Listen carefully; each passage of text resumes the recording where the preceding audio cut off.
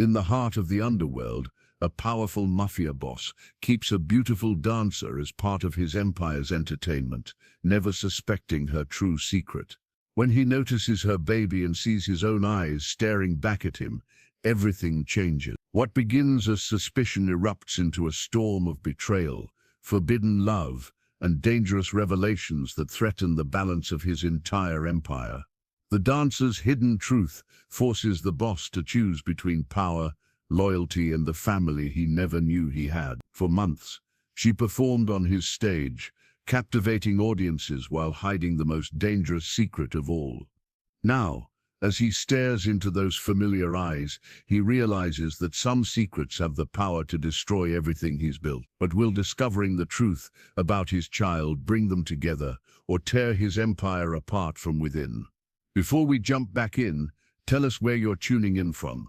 And if this story touches you, make sure you're subscribed, because tomorrow I've saved something extra special for you. The crimson velvet curtains of Club Serafina had witnessed countless secrets, but none more dangerous than the one Isabella Romano carried in her heart. She adjusted the silver sequins on her costume, each movement practiced and graceful, while her reflection stared back from the ornate mirror, surrounded by warm amber lights. At 24, Isabella possessed the kind of beauty that could stop conversations and start wars, raven black hair that cascaded in waves down her back, emerald eyes that seemed to hold ancient mysteries, and a dancer's body that moved with liquid precision. The velvet masquerade mask hanging beside her mirror caught the light, its intricate beadwork creating patterns of shadow and illumination. That mask held memories of a night 18 months ago when she had danced for a private party and caught the attention of a man whose steel-gray eyes had haunted her dreams ever since. She touched the mask gently, remembering how it had concealed her identity that fateful evening, allowing her to be someone else for just a few hours. Vincent Torino commanded respect through presence alone. At 35, he carried himself with the quiet authority of a man who had never needed to raise his voice to be heard. His tailored Italian suits fit his tall frame perfectly, and his dark hair was always immaculately styled, with just enough silver at the temples to suggest wisdom earned through experience. When Vincent entered a room, conversations paused, not from fear but from recognition that someone important had arrived. Club Serafina was Vincent's crown jewel, a legitimate business that served as the elegant facade for his less legal enterprises. The establishment occupied 3 floors of a converted mansion in the city's historic district, its exterior maintaining the genteel charm of old architecture, while the interior pulsed with modern sophistication. Crystal chandeliers cast rainbow prisms across marble floors, and mahogany paneling absorbed the intimate conversations of patrons who valued discretion above all else.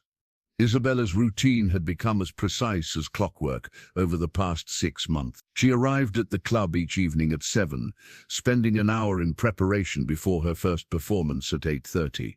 Between sets, she mingled with patrons, her charm and wit making her one of the club's most requested entertainers. By midnight, she was home to her small apartment 3 miles away, where her most precious secret waited.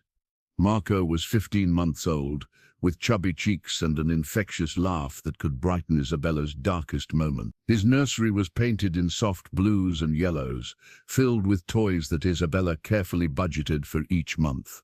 She had told everyone that Marco's father was her late husband, a soldier killed overseas before his son's birth. The wedding ring she wore was a prop from a costume shop, chosen for its convincing authenticity rather than sentimental value. The deception weighed heavily on Isabella's conscience, but necessity had taught her that survival sometimes required sacrificing comfort for safety. Her real story was far more complicated than the simple tragedy she presented to the world. She was the daughter of Carlo Romano, former underboss of the Romano crime family, and her arranged marriage to solidify a business alliance had been the catalyst for her desperate flight into anonymity. Rosa Martinez understood the delicate balance between truth and performance better than most. As Isabella's closest friend among the dancers, Rosa had perfected the art of asking just enough questions to show concern without prying into dangerous territory. At 28, Rosa had seen enough of the world to recognize when someone was running from their past, and she respected the boundaries that kept them both safe. Tommy Castellano served as Vincent's most trusted lieutenant, a position that required equal measures of loyalty and intelligence. Tommy had grown up in the same neighborhood as Vincent, their friendship forged in childhood and strengthened through shared experiences that had shaped them both into the men they had become. His watchful eyes missed nothing, and his protective instincts regarding Vincent's welfare had saved them both from countless potential disasters. The evening ritual began with Isabella's transformation from tired single mother to captivating performer. She applied makeup with the skill of a professional artist, each stroke carefully chosen to enhance her natural beauty while creating the illusion of glamour that patrons expected. Her costume tonight was midnight blue silk adorned with crystals that caught the stage lights like captured starlight. Vincent typically arrived at the club around 10, conducting business in the private office on the third floor while monitoring the evening's activities through a sophisticated security system. He rarely descended to the main floor except for special occasions or when problems required his personal attention. His presence was felt rather than seen, a steady force that ensured everything operated according to his exacting standards. Isabella had performed for Vincent exactly 3 times in 6 months, each occasion carefully choreographed to maintain professional distance while showcasing her considerable talents. She knew he watched her sometimes through the security cameras, though he had never made any inappropriate advances or suggestions that their relationship should extend beyond the boundaries of employer. The club's patrons represented a carefully curated mix of legitimate businessmen and individuals whose wealth came from less conventional sources. Vincent's reputation assured that everyone behaved with appropriate discretion, understanding that Club Serafino existed as neutral territory where personal vendettas and business disputes were left at the door. As Isabella prepared for her first performance, she checked her phone for the customary text from her babysitter, Mrs. Patterson, confirming that Marco was sleeping peacefully. The elderly woman had become a godsend, providing reliable childcare without asking uncomfortable questions about Isabella's unusual work schedule or the lack of extended family involvement in Marco's life. The stage lights dimmed as Isabella took her position behind the burgundy curtain, her breathing steady despite the familiar flutter of nervous energy that preceded each performance. The music began with a haunting violin melody that seemed to echo through the club's intimate space, drawing conversations to a respectful quiet. Isabella had chosen this particular piece because it told a story without words, speaking to the universal themes of love, loss, and redemption that resonated with audiences, regardless of their backgrounds. Her performance that evening was particularly inspired, each movement flowing seamlessly into the next as she lost herself in the music's emotional landscape. The silk costume caught the stage lights beautifully, creating an ethereal effect that transformed her into something almost otherworldly. Patrons watched with the kind of reverent attention usually reserved for religious ceremonies, understanding instinctively that they were witnessing artistry rather than mere entertainment. Vincent did something unexpected. That night, instead of remaining in his office to conduct business, he descended to the main floor and took a table near the back of the room, partially concealed by shadows, but with a clear view of the stage. His presence was noted by several patrons who understood the significance of his personal attention to the evening's performance. Tommy positioned himself strategically near the bar, his trained eyes scanning the room for any signs of trouble, while maintaining the casual demeanor of someone simply enjoying an evening out. The security team had been briefed to maintain heightened awareness whenever Vincent ventured into public areas of the club, though his appearances were rare enough that they always generated subtle excitement among staff members. Isabella noticed Vincent's presence immediately, though she was too professional to let her awareness affect her performance. If anything, knowing he was watching seemed to elevate her dancing to an even higher level, each gesture infused with additional grace and precision. She had performed for powerful men before, but Vincent's attention felt different somehow, more personal, more intense, carrying an undercurrent of recognition that she couldn't quite identify. After her performance, Isabella retreated to her dressing room to change costumes for the second set. The small space was decorated with personal touches that made it feel less institutional. Framed photographs of European ballet companies, a small vase that Rosa kept filled with fresh flowers, and a comfortable reading chair where dancers could rest between performances. Rosa knocked gently before entering, carrying 2 cups of the herbal tea that had become their ritual during breaks. She settled into the chair across from Isabella's makeup station, her expression thoughtful as she observed her friend's post-performance glow. "Vincent was watching tonight," Rosa said quietly, stating the obvious in a way that invited Isabella to share her thoughts without pressure. Isabella continued removing her stage makeup, using the routine tasks as a way to organize her feelings before responding. "He owns the club. He's entitled to watch any performance he chooses." "That's not what I meant, and you know it," Rosa replied gently. "The way he was watching you tonight was different, personal."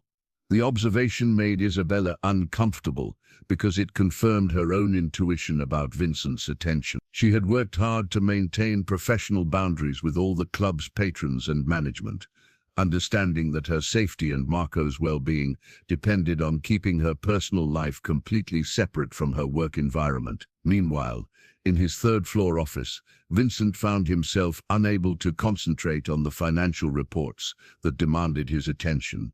The evening's performance had affected him in ways he hadn't expected, stirring memories and emotions that he preferred to keep carefully compartmentalized. There had been something familiar about Isabella's movements, a grace and intensity that reminded him of another dancer from another time.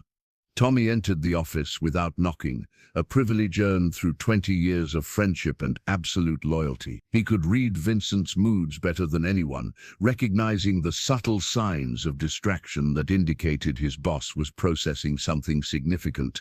"The Romano situation requires a decision," Tommy said, placing a manila folder on Vincent's desk. "Their representative wants to meet next week to discuss the territory dispute." Vincent opened the folder, but found his attention drifting back to the security monitor that showed the club's main floor. Isabella had returned for her second performance, this time wearing a costume of deep emerald green that seemed to make her skin glow under the stage lights. Her dancing was just as captivating as before, but Vincent noticed details he had missed during the first set.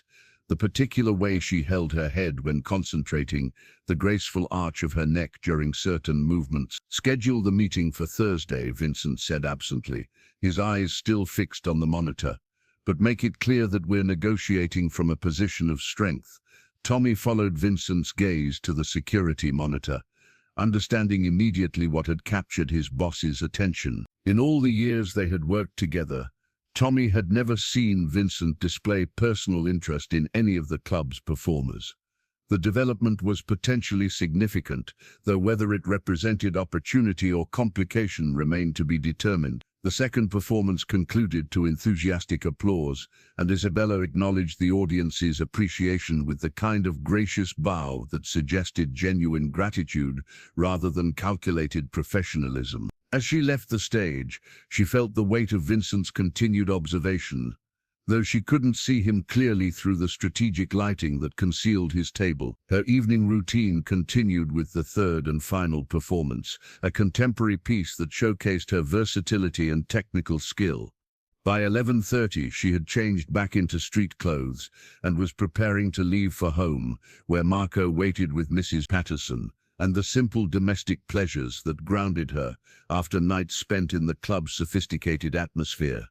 The drive home took Isabella through quiet residential streets where normal families lived normal lives behind lit windows. She envied those families sometimes, imagining the simple conversations happening over late dinners, the comfortable routines that didn't require constant vigilance or carefully constructed lies. Her Honda Civic was deliberately unremarkable, chosen for its reliability rather than appearance, another element in her strategy of remaining invisible.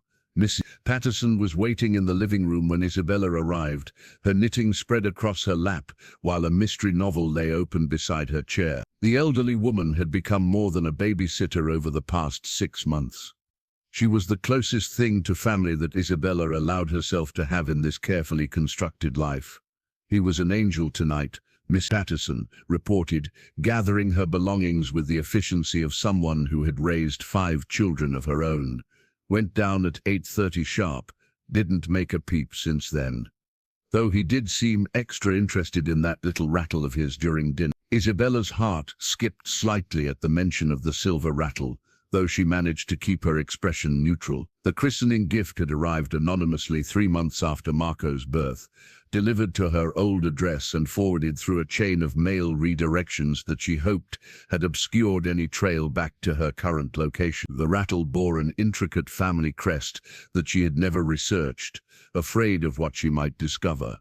After Mrs. Patterson left, Isabella checked on Marco in his crib, watching his peaceful sleep with the fierce protectiveness that had defined her life since his birth. His dark hair was beginning to show slight waves, and his long eyelashes cast shadows on his chubby cheeks. Even in sleep there was something about his features that reminded her painfully of another face, another set of eyes that had looked at her with desire and tenderness during one perfect night that had changed everything. She had been performing at a private party in the penthouse of the Meridian Hotel, hired through an exclusive agency that catered to clients who valued discretion and quality. The event was a celebration for some business success she hadn't bothered to understand, attended by men in expensive suits who spoke in careful coded language about ventures and territories and mutual interests. Isabella had worn the velvet masquerade mask that evening, as requested by the event organizer who wanted to maintain an atmosphere of elegant mystery.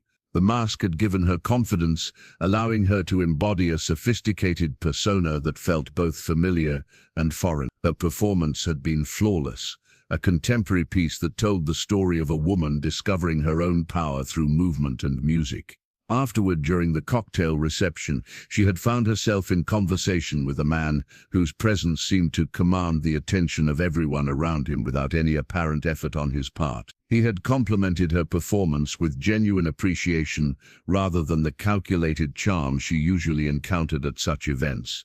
Their conversation had been intelligent, wide-ranging, touching on art and travel and philosophy in ways that surprised them both. When he had asked her to join him for a late dinner at a quiet restaurant she had never heard of, Isabella had said yes without considering the implications. The evening had unfolded like something from a romantic film: intimate conversation over excellent wine, long walks through deserted city streets, the kind of connection that felt both inevitable and impossible. She had known better than to ask too many questions about his background, just as he had respected her obvious desire for privacy. For one night they had been simply two people drawn together by chemistry and circumstance, free from the complications of their respective realities. The morning after had brought clarity along with regret.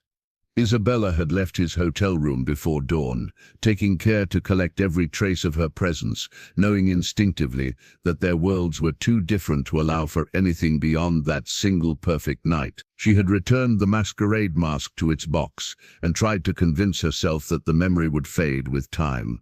Instead, Marco had arrived 9 months later, carrying his father's eyes and the devastating proof that some mistakes could never be undone. Isabella had briefly considered trying to contact the man from that night, but her research into his identity had revealed truths that made such contact impossible.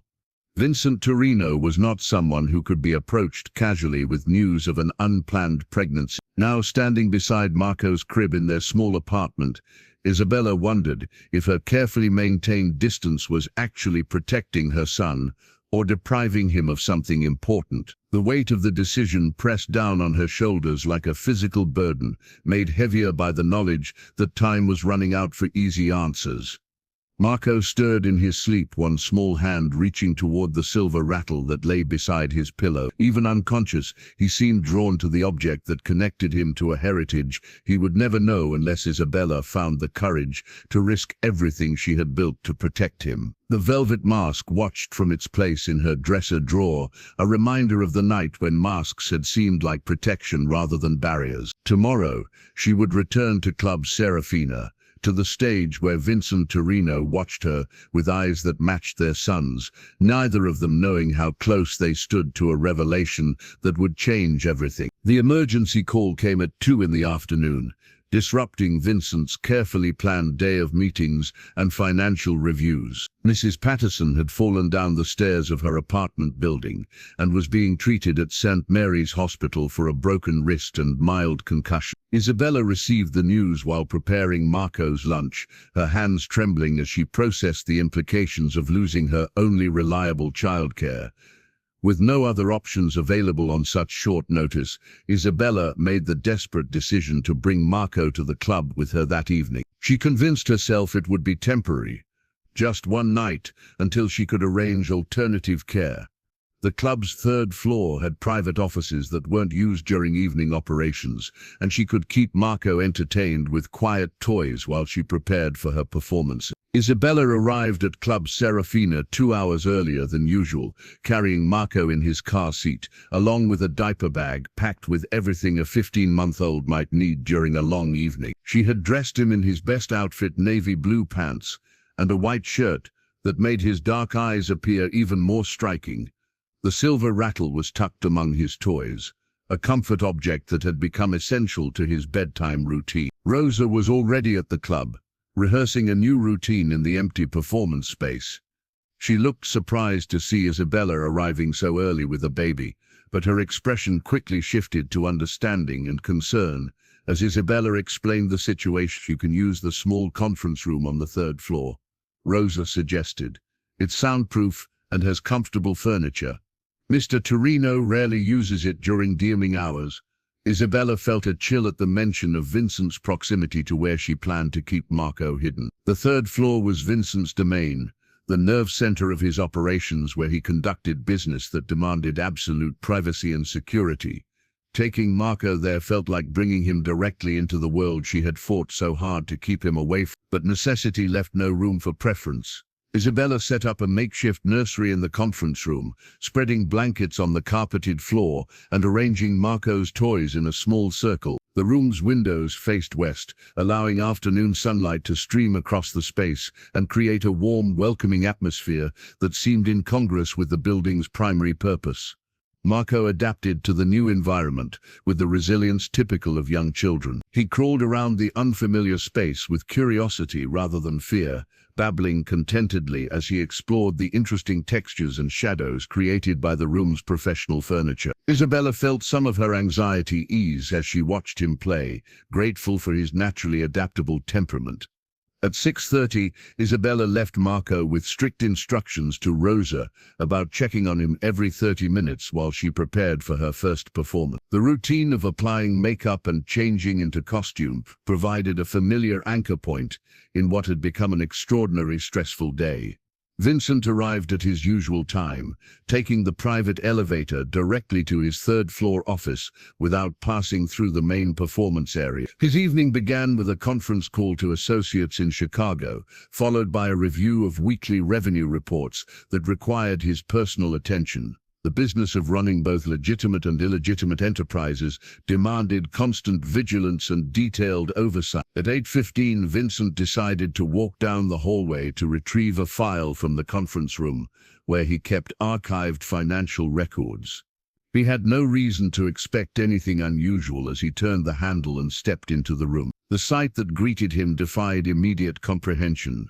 A small child sat on the carpeted floor, surrounded by colorful toys, and playing contentedly with what appeared to be a silver rattle. The boy looked up at Vincent's entrance with the fearless curiosity of someone too young to understand concepts like danger or inappropriate access to restricted areas. Vincent stood frozen in the doorway, his mind processing details with the systematic thoroughness that had kept him alive through 20 years of dangerous business. The child appeared to be around 15 months old, with dark hair that showed signs of future waves and a round face that suggested good health and proper care. But it was the eyes that struck Vincent like a physical blow. Steel gray eyes that he had seen in his own mirror every morning for 35 years. Marco reached toward Vincent with chubby fingers, attracted by the gleam of diamond cufflinks that caught the room's overhead lighting. The movement was innocent, instinctive, but it brought their faces close enough for Vincent to see details that confirmed his initial shocked recognition. The shape of the eyebrows, the set of the jaw, the particular way the child tilted his head when examining something interesting, all were unmistakably familiar. "Ma bear," Marco said clearly, reaching for the shiny objects with determined persistence. It was one of his favorite sounds, used indiscriminately for anything that caught his attention, but in this context, it seemed to carry weight that neither child nor man could have anticipated. Vincent found himself extending his hand automatically, allowing the small fingers to grasp one of his cufflinks, while his mind raced through implications and possibilities. The child's touch was warm and trusting, completely innocent of the shockwaves his presence was creating in Vincent's carefully ordered world. The conference room door opened behind them, and Isabella appeared with Rosa close behind her. The expression on Isabella's face shifted from mild concern to absolute terror as she took in the scene, her son playing happily with the man whose identity she had worked so hard to protect him from discovering. "Mr. Reno," Isabella said, her voice carefully controlled despite the panic that showed in her eyes. "I can explain." Vincent's private office had never felt smaller than it did that evening, with Isabella sitting rigidly in the leather chair across from his desk, while Marco played quietly on a blanket she had spread on the floor. The child seemed oblivious to the tension. Sarah Martinez had been hiking these remote mountain trails for 15 years, but she'd never seen terrain quite like this. The GPS on her phone had lost signal 3 hours ago, and the hand-drawn map from the ranger station seemed to bear little resemblance to the winding paths they'd been following. Her hiking partner Michael Chen adjusted his backpack straps and squinted at the fading daylight filtering through the dense canopy of pine and oak. "We should have turned back at that last fork," Michael said, his voice carrying the edge of concern they'd both been trying to ignore. The trail had grown increasingly narrow and overgrown, suggesting few travelers passed this way. Sarah pulled out her blood-stained hiking journal, its leather cover worn from years of documenting wilderness adventures. She flipped today's entry, noting the strange rock formations and the complete absence of wildlife sounds that had marked the last 2 miles of their journey. Something felt wrong about this place, though she couldn't articulate exactly what. That's when they saw the smoke. A thin column of grey rose from beyond a ridge ahead, too steady and controlled to be a forest fire. Sarah and Michael exchanged glances. They hadn't seen another human being in 2 days, and the possibility of shelter for the night was becoming increasingly appealing as temperatures began to drop. "Could be a cabin," Michael suggested hopefully. "Maybe someone who can point us back toward the main trail." They climbed the ridge with renewed energy, their boots finding purchase on loose shale and exposed roots. At the crest, they stopped short. Below them lay a valley that seemed untouched by time, a collection of weathered wooden buildings arranged around a central square. Smoke rose from several chimneys, and warm light glowed in windows. It looked like something from a historical photograph, complete and self-contained. "I don't remember seeing this on any map," Sarah whispered, though she wasn't sure why she was whispering. The village appeared to house maybe 40 or 50 families, based on the number of structures. Gardens and small livestock pens surrounded the buildings, and a stream meandered through the settlement before disappearing into the forest on the far side. It was picturesque in an unsettling way, too perfect and isolated. As they descended toward the village, Sarah noticed the complete absence of modern conveniences. No power lines, no satellite dishes, no vehicles of any kind. Even the most remote mountain communities usually showed some connection to the outside world, but this place seemed frozen in an earlier century. A woman emerged from one of the larger buildings as they approached, her long skirt and wool shawl reinforcing the impression of stepping back in time. She was perhaps 50, with graying hair pulled back severely and eyes that seemed to assess them with careful calculation. "Travelers," she said, not quite a question. Her voice carried an accent Sarah couldn't place, something that suggested isolation rather than foreign origin. "You're far from the main roads." "We're lost," Michael admitted. "Our GPS stopped working, and we've been walking in circles for hours. We're hoping someone might point us toward the ranger station." The woman's expression softened slightly. "I'm Martha Brennan. You're welcome to shelter for the night. The mountain paths are treacherous in darkness, and there are things in these woods that don't take kindly to strangers wandering about."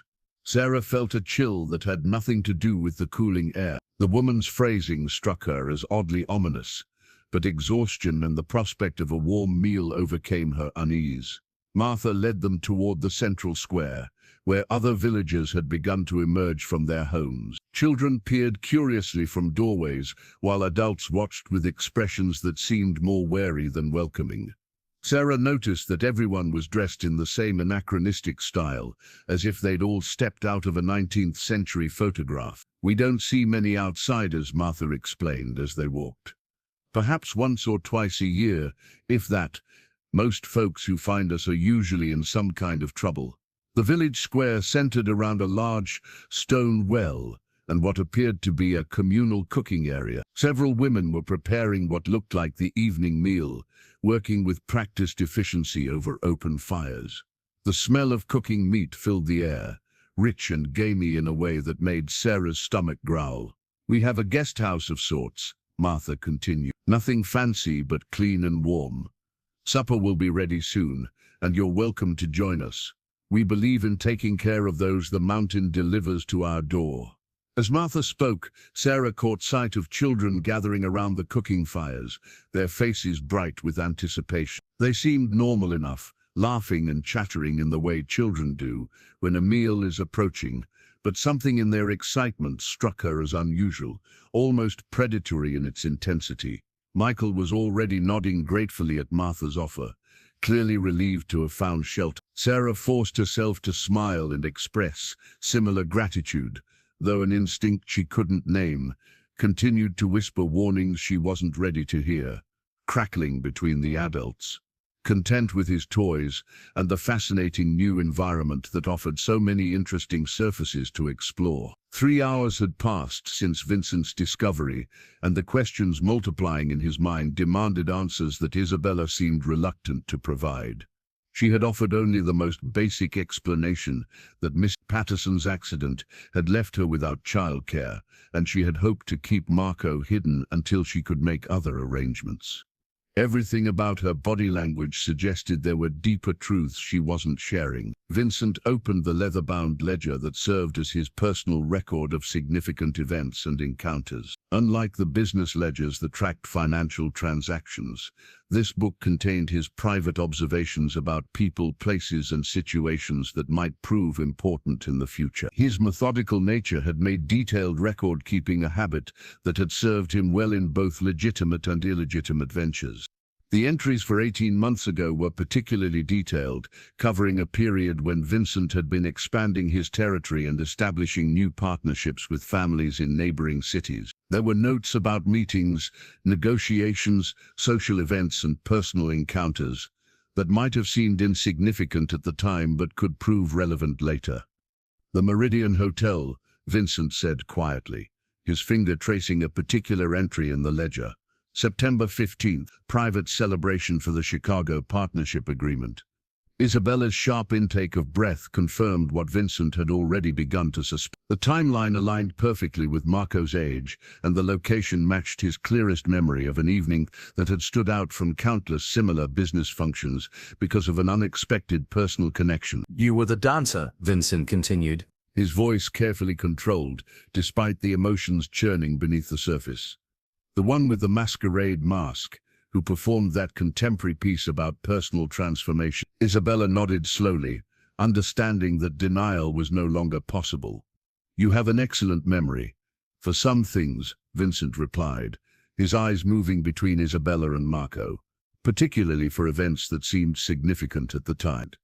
The admission hung in the air between them, laden with implications that neither seemed ready to address directly. Marco chose that moment to crawl toward Vincent's desk, pulling himself up on unsteady legs and reaching toward the brass letter opener that caught his attention. Vincent moved instinctively to prevent the child from grabbing the potentially dangerous object, lifting Marco with surprising gentleness and settling him safely back on the blanket. The brief physical contact confirmed what his eyes had already told him. This child carried his genes, his family's distinctive features rendered in miniature. "Why didn't you tell me?" Vincent asked, though he suspected he already knew the answer. Isabella's laugh was bitter and short. "Tell you what? Exactly. That our one night together had consequences. That the notorious Vincent Torino had an unplanned child with a woman whose real name he didn't even know." The accusation stung because it contained enough truth to be uncomfortable. Vincent had been careful not to ask too many personal questions during their evening together, respecting what had seemed like mutual desire for privacy and anonymity. He had assumed she preferred the mystery, just as he had found it refreshing to be desired by someone who knew nothing about his reputation or business interests. "You could have tried," Vincent said. "You could have left a message, made contact through the hotel, given me the opportunity to be involved. And what would that have accomplished?" Isabella's composure finally cracked, revealing the fear and frustration she had been carrying for 15 months. "Would you have welcomed news that you had fathered a child with someone you barely knew? Would you have wanted that complication in your carefully controlled life?" Marco began to fuss, sensing the tension in the room despite not understanding its source. Isabella automatically moved to comfort him, lifting him onto her lap and speaking in the gentle, soothing tones that mothers instinctively use to calm their children. Vincent watched this interaction with fascination and something approaching envy. The bond between Isabella and Marco was obvious, built on countless hours of shared experiences and mutual dependence. He had been absent for all of it: the pregnancy, the birth, the first words, the first steps, every milestone that marked a child's development into an individual personality. "What's his name?" Vincent asked, though he thought he remembered Isabella calling the child by name earlier. "Marco," Isabella replied, her voice softening as she spoke to her son rather than to Vincent. "Marco Romano." According to his birth certificate, the false surname was another reminder of how completely Isabella had excluded him from his son's life. Vincent understood the practical reasons for using her own name, but the deception still felt like theft of something fundamental. Tommy appeared in the doorway, his presence a reminder that business continued to operate, despite personal revelation. He took in the domestic scene with the quick assessment that had made him invaluable, as Vincent's lieutenant, understanding immediately that something significant had shifted in his boss's world. "The Chicago call is holding on line 2, Tommy reported, "and the Romano family representatives want to move up tomorrow's meeting." Vincent felt the irony of the Romano name being mentioned while Marco Romano sat in his office, but he filed that observation for later consideration. Business demanded immediate attention, even when personal life threatened to overwhelm everything else. Vincent's investigation into Isabella's background revealed layers of deception that went far deeper than a simple false surname. His contacts in the city's information networks had worked through the night, following paper trails and digital footprints that painted a picture of careful identity construction designed to hide someone with significant reasons for disappearing. Isabella Romano wasn't just a convenient pseudonym, it was her real name. She was the daughter of Carlo Romano, former underboss of the Romano crime family, and her disappearance 18 months ago had coincided with a violent power struggle that had left her father dead and their family's territory absorbed by rival organizations. The gold locket around Isabella's neck had seemed like simple jewelry until Vincent's research revealed its true significance. The antique piece contained a photograph of her parents on their wedding day, but more importantly, it bore the Romano family crest on its reverse side, a detail that confirmed her identity beyond any doubt. Vincent stood at his office window, overlooking the city, processing the implications of this discovery while Marco napped peacefully in the portable crib that Tommy had procured from somewhere during the night. Having his son so close felt both natural and surreal, as if his carefully compartmentalized life was being rewritten in real time. Isabella had been forced to flee her family's compound when Carlo Romano's enemies had moved to eliminate all potential threats to their takeover. She had been 5 months pregnant at the time, carrying Vincent's child while running from men who would have killed them both without hesitation if they had discovered her location. "She's been living under surveillance," Tommy reported, entering the office with a manila folder containing surveillance photographs and financial records. Not active pursuit, but regular monitoring by the Castellano family. They'd been waiting for her to surface somewhere they could reach. Vincent studied the photographs with growing anger. Images of Isabella walking to her car after work, shopping for groceries, pushing Marco in a stroller through neighborhood parks, all taken from a distance by men paid to watch and wait for the right opportunity to complete the Romano family's destruction. How long have they known about the boy? Vincent asked. He suspected the answer would only increase his fury. "At least 6 months, Tommy confirmed. But they don't know about your connection to him. As far as they're concerned, Marco is just another Romano who will need to be eliminated eventually." The casual way Tommy described threats against his son's life triggered something primal in Vincent's protective instincts. He had built his reputation on controlled responses to business challenges, but this situation transcended professional considerations and entered territory where rational calculation gave way to fierce parental emotion. Isabella arrived at the club that afternoon to find Vincent waiting in the main performance space, watching Marco play with building blocks on the stage where she usually danced. The domestic scene looked incongruous in the elegant nightclub setting, but there was something compelling about seeing this powerful, dangerous man engaging patiently with a toddler's simple games. "We need to discuss your safety," Vincent said, without preamble as Isabella approached. "Both of you." Isabella's defenses immediately activated. "We've been safe for 15 months. I know how to stay hidden from casual observation perhaps, but not from people with resources and motivation to find you." Vincent handed her the folder of surveillance photographs. "The Castellano family has been watching you for months."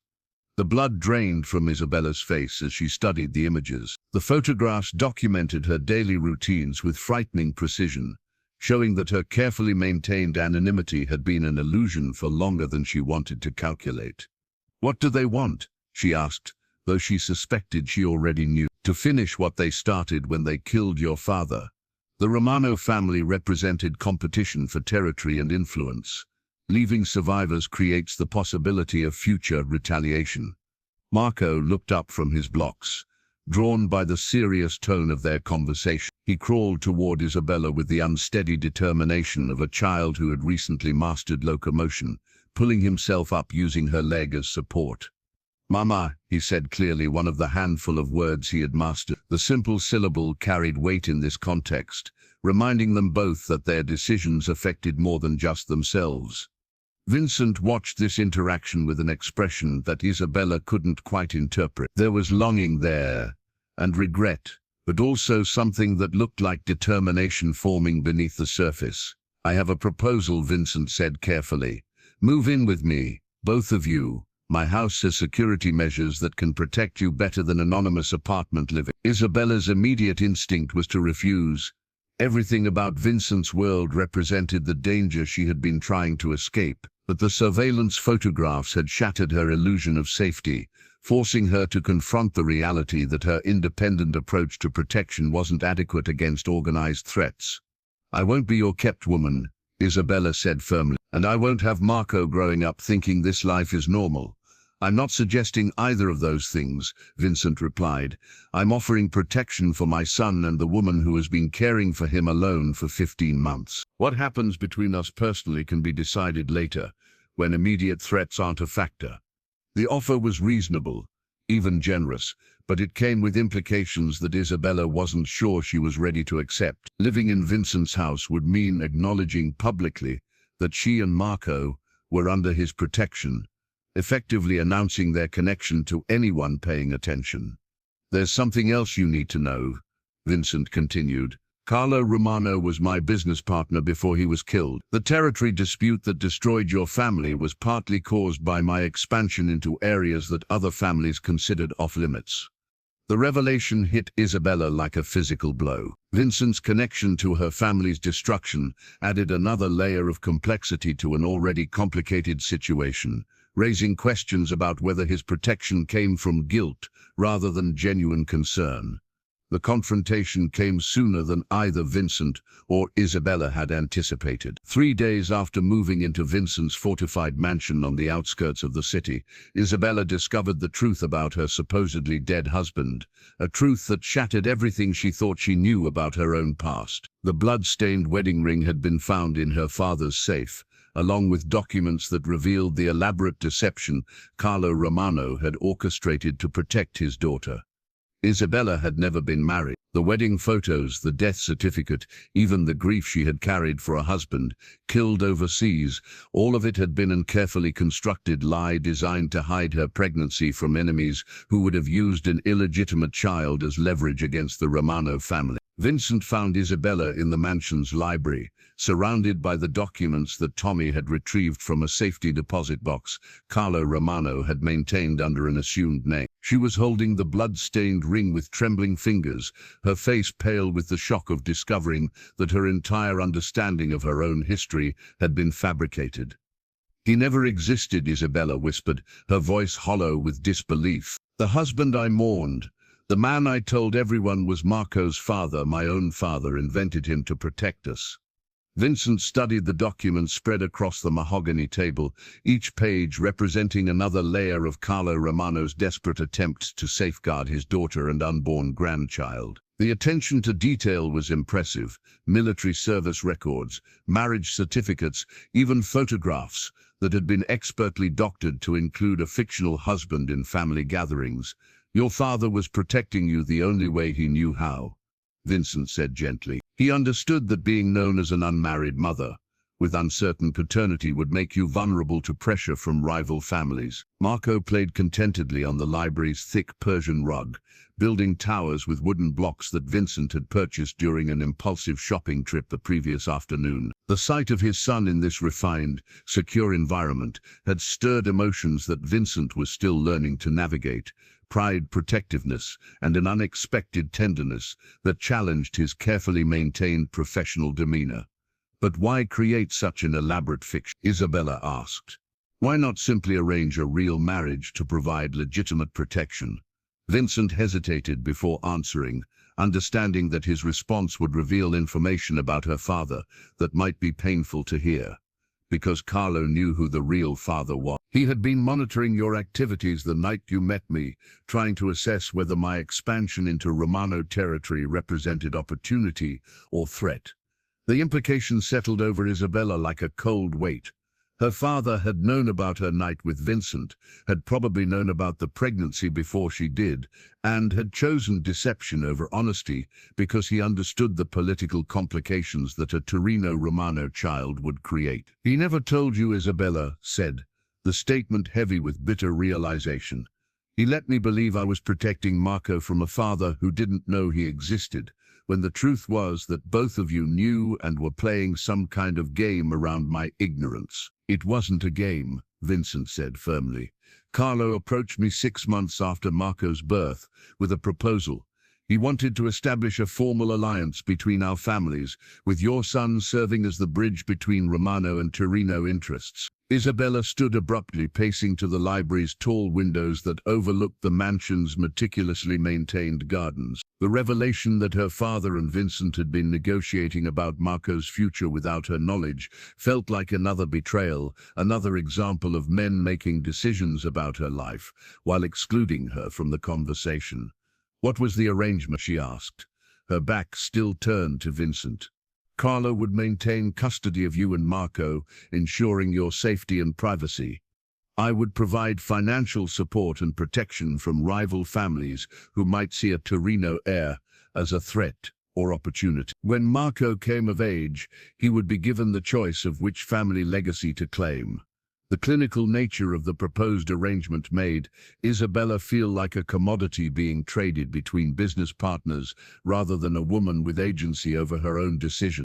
She understood the practical benefits of such protection, but the emotional cost of learning that her entire life had been orchestrated by men who viewed her primarily as a vessel for producing the next generation of their dynasties was overwhelming. Marco's happy babbling from across the room provided a stark contrast to the heavy conversation between his parents. He had adapted to the mansion's luxurious environment with the easy acceptance of childhood, finding joy in new toys and spaces without questioning the circumstances that had brought them there. "There's more," Vincent said quietly. Carlo had arranged a backup plan in case something happened to him before the formal alliance could be established. Isabella turned from the window, dreading what other revelations awaited her. "Had prepared documentation that would transfer legal guardianship of both you and Marco to me in the event of his death.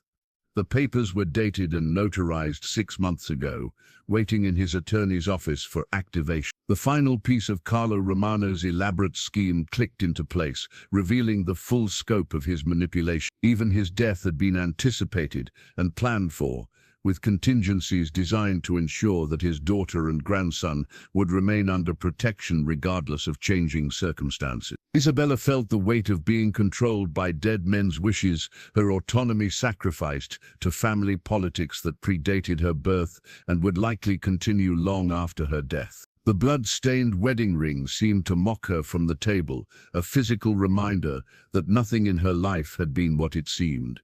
The encrypted cell phone arrived on a Tuesday morning, delivered by courier to Vincent's office with no return address or identifying information. Tommy examined the device with the suspicious thoroughness that had kept Vincent alive through 2 decades of territorial disputes and business negotiations that could turn deadly without warning. The phone contained a single message: "The Romano bloodline ends tonight. The child dies with his mother. Midnight at the old warehouse district. Come alone or they die screaming." Vincent studied the message with the cold analytical focus that served him in crisis situations, but beneath his professional calm, fury burned with an intensity that surprised him. Threats against his business interests were routine hazards of his chosen profession, but threats against Marco and Isabella triggered protective instincts that transcended rational calculation. "It's the Castellano family," Tommy said, his voice carrying the certainty of someone who had dealt with their methods before. "They've been waiting for the right moment to force a confrontation. The timing was strategically chosen." Vincent's most trusted enforcers were scattered across the city, handling routine business that had seemed important yesterday, but now felt trivial compared to the immediate threat against his family. The Castellanos had been watching, waiting for a moment when Vincent would be forced to choose between adequate protection and personal action. Isabella found Vincent in his study an hour later, surrounded by weapons and tactical equipment that transformed the elegant room into a war-planning center. She had been reading to Marco in the mansion's nursery when Tommy's urgent conversation with the security team had penetrated through the walls, alerting her that something significant was happening. "They want us both," Vincent said without preamble, handing her the encrypted phone so she could read the message herself. Isabella's hands trembled slightly as she processed the words, but her voice remained steady when she spoke. "This is my fault. I should have stayed hidden, should never have brought Marco into your world." "This was inevitable," Vincent replied. "The Castellanos have been planning this since your father's death.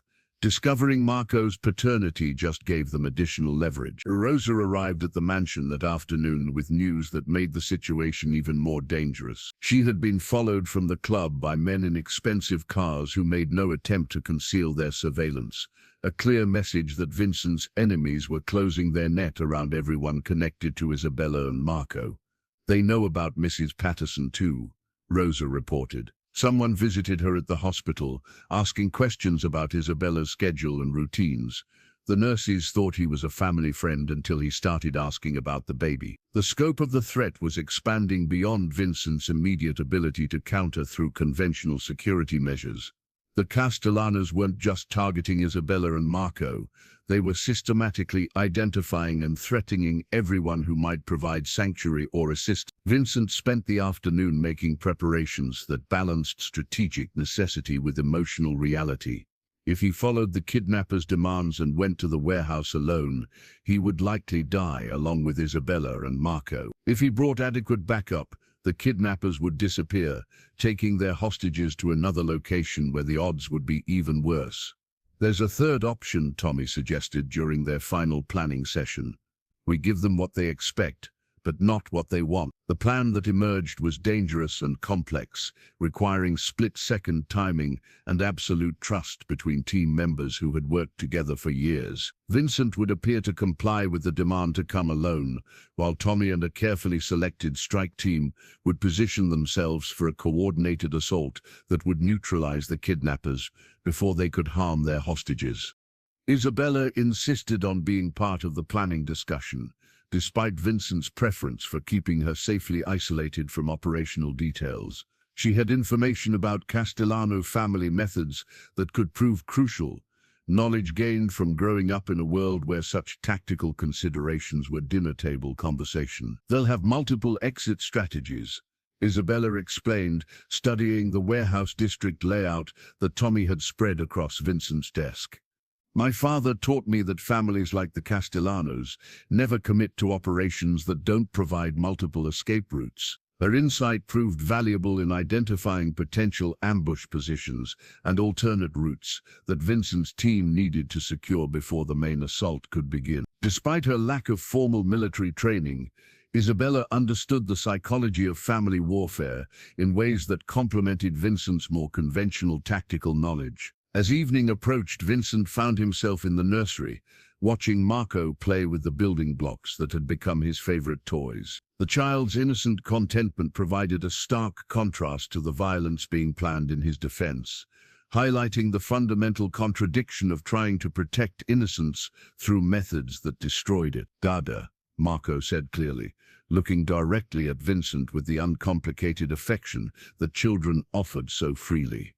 It was the first time he had used that word with apparent intentionality, and the timing felt like both blessing and farewell. Vincent picked up his son, holding him close while memorizing details that might have to sustain him through whatever came next. The weight of Marco's small body, the warmth of his breath, the way his tiny fingers gripped Vincent's shirt with unconscious trust, these sensations anchored Vincent to purposes larger than survival or revenge. Isabella appeared in the nursery doorway, dressed in dark clothing that would blend with shadows and wearing an expression that suggested she had made decisions that Vincent wasn't going to like.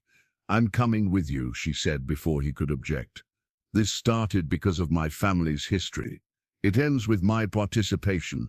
The warehouse district at midnight felt like a forgotten corner of the world, where broken streetlights created pools of darkness between rusted shipping containers and abandoned loading dock. Vincent approached the designated meeting point with measured steps, his hands visibly empty but his body language radiating the controlled tension of a predator preparing to strike. Isabella and Marco were already there, positioned in the center of a circle formed by 6 armed men, whose faces were partially concealed by shadows and tactical gear. Marco sat quietly in Isabella's lap, his usual cheerful babbling replaced by the instinctive stillness that children adopt when sensing adult anxiety.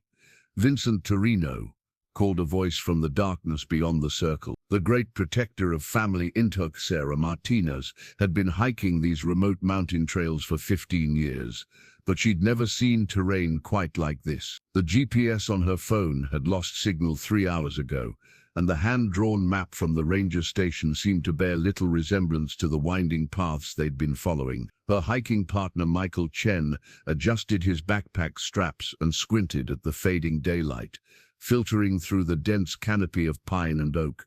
"We should have turned back at that last fork," Michael said, his voice carrying the edge of concern they'd both been trying to ignore. The trail had grown increasingly narrow and overgrown, suggesting few travelers passed this way. Sarah pulled out her blood-stained hiking journal, its leather cover worn from years of documenting wilderness adventures. She flipped to today's entry, noting the strange rock formations and the complete absence of wildlife sounds that had marked the last 2 miles of their journey. Something felt wrong about this place, though she couldn't articulate exactly what. That's when they saw the smoke. A thin column of grey rose from beyond a ridge ahead, too steady and controlled to be a forest fire. Sarah and Michael exchanged glances. They hadn't seen another human being in 2 days, and the possibility of shelter for the night was becoming increasingly appealing as temperatures began to drop. "Could be a cabin," Michael suggested, hopefully. "Maybe someone who can point us back toward the main trail." They climbed the ridge with renewed energy, their boots finding purchase on loose shale and exposed roots. At the crest, they stopped short. Below them lay a valley that seemed untouched by time, a collection of weathered wooden buildings arranged around a central square. Smoke rose from several chimneys, and warm light glowed in windows. It looked like something from a historical photograph, complete and self-contained. "I don't remember seeing this on any map," Sarah whispered, though she wasn't sure why she was whispering. The village appeared to house maybe 40 or 50 families, based on the number of structures. Gardens and small livestock pens surrounded the buildings, and a stream meandered through the settlement before disappearing into the forest on the far side. It was picturesque in an unsettling way, too perfect and isolated. As they descended toward the village, Sarah noticed the complete absence of modern conveniences. No power lines, no satellite dishes, no vehicles of any kind. Even the most remote mountain communities usually showed some connection to the outside world. But this place seemed frozen in an earlier century. A woman emerged from one of the larger buildings as they approached, her long skirt and wool shawl reinforcing the impression of stepping back in time. She was perhaps 50, with graying hair pulled back severely, and eyes that seemed to assess them with careful calculation. "Travelers," she said, not quite a question. Her voice carried an accent Sarah couldn't place, something that suggested isolation rather than foreign origin. "You're far from the main roads." "We're lost," Michael admitted. "Our GPS stopped working, and we've been walking in circles for hours. We're hoping someone might point us toward the ranger station." The woman's expression softened slightly. "I'm Martha Brenner. You're welcome to shelter for the night. The mountain paths are treacherous in darkness, and there are things in these woods that don't take kindly to strangers wandering about." Sarah felt a chill that had nothing to do with the cooling air. The woman's phrasing struck her as oddly ominous, but exhaustion and the prospect of a warm meal overcame her unease. Martha led them toward the central square, where other villagers had begun to emerge from their homes. Children peered curiously from doorways, while adults watched with expressions that seemed more wary than welcoming. Sarah noticed that everyone was dressed in the same anachronistic style, as if they'd all stepped out of a 19th century photograph. "We don't see many outsiders," Martha explained as they walked. "Perhaps once or twice a year, if that. Most folks who find us are usually in some kind of trouble." The village square, centered around a large stone well and what appeared to be a communal cooking area. Several women were preparing what looked like the evening meal, working with practiced efficiency over open fires. The smell of cooking meat filled the air, rich and gamey in a way that made Sarah's stomach growl. "We have a guest house of sorts," Martha continued. "Nothing fancy, but clean and warm. Supper will be ready soon, and you're welcome to join us. We believe in taking care of those the mountain delivers to our door." As Martha spoke, Sarah caught sight of children gathering around the cooking fires, their faces bright with anticipation. They seemed normal enough, laughing and chattering in the way children do when a meal is approaching. But something in their excitement struck her as unusual, almost predatory in its intensity. Michael was already nodding gratefully at Martha's offer, clearly relieved to have found shelter. Sarah forced herself to smile and express similar gratitude, though an instinct she couldn't name continued to whisper, warnings she wasn't ready to hear. "Setzt, How does it feel to know that your protection failed when it mattered most? Anthony Castellano emerged from behind a shipping container, his expensive suit incongruous in the industrial setting, but his bearing suggesting complete confidence in his tactical position. He was younger than Vincent had expected, perhaps 40, with the kind of aggressive ambition that made him dangerous to everyone around him. "You have what you wanted," Vincent said, his voice carrying across the space with deliberate calm. "I'm here. Release them. Release them." Anthony laughed, the sound echoing off metal walls and concrete surfaces. "You misunderstood the purpose of this meeting. This isn't a negotiation. This is an execution disguised as justice." Vincent's hand moved slowly toward his jacket, a motion that immediately drew weapons from the 6 men surrounding Isabella and Marco. The standoff balanced on the edge of violence, waiting for someone to make the first move that would trigger an eruption of gunfire and death. "The Romano family stole territory that belonged to us," Anthony continued, beginning to pace in a way that suggested nervous energy rather than confidence. "Your father's alliance with Carlo Romano cost my family millions in lost revenue and dozens of soldiers killed in unnecessary conflicts." "That was business," Vincent replied. "Ancient history that died with Carlo Romano.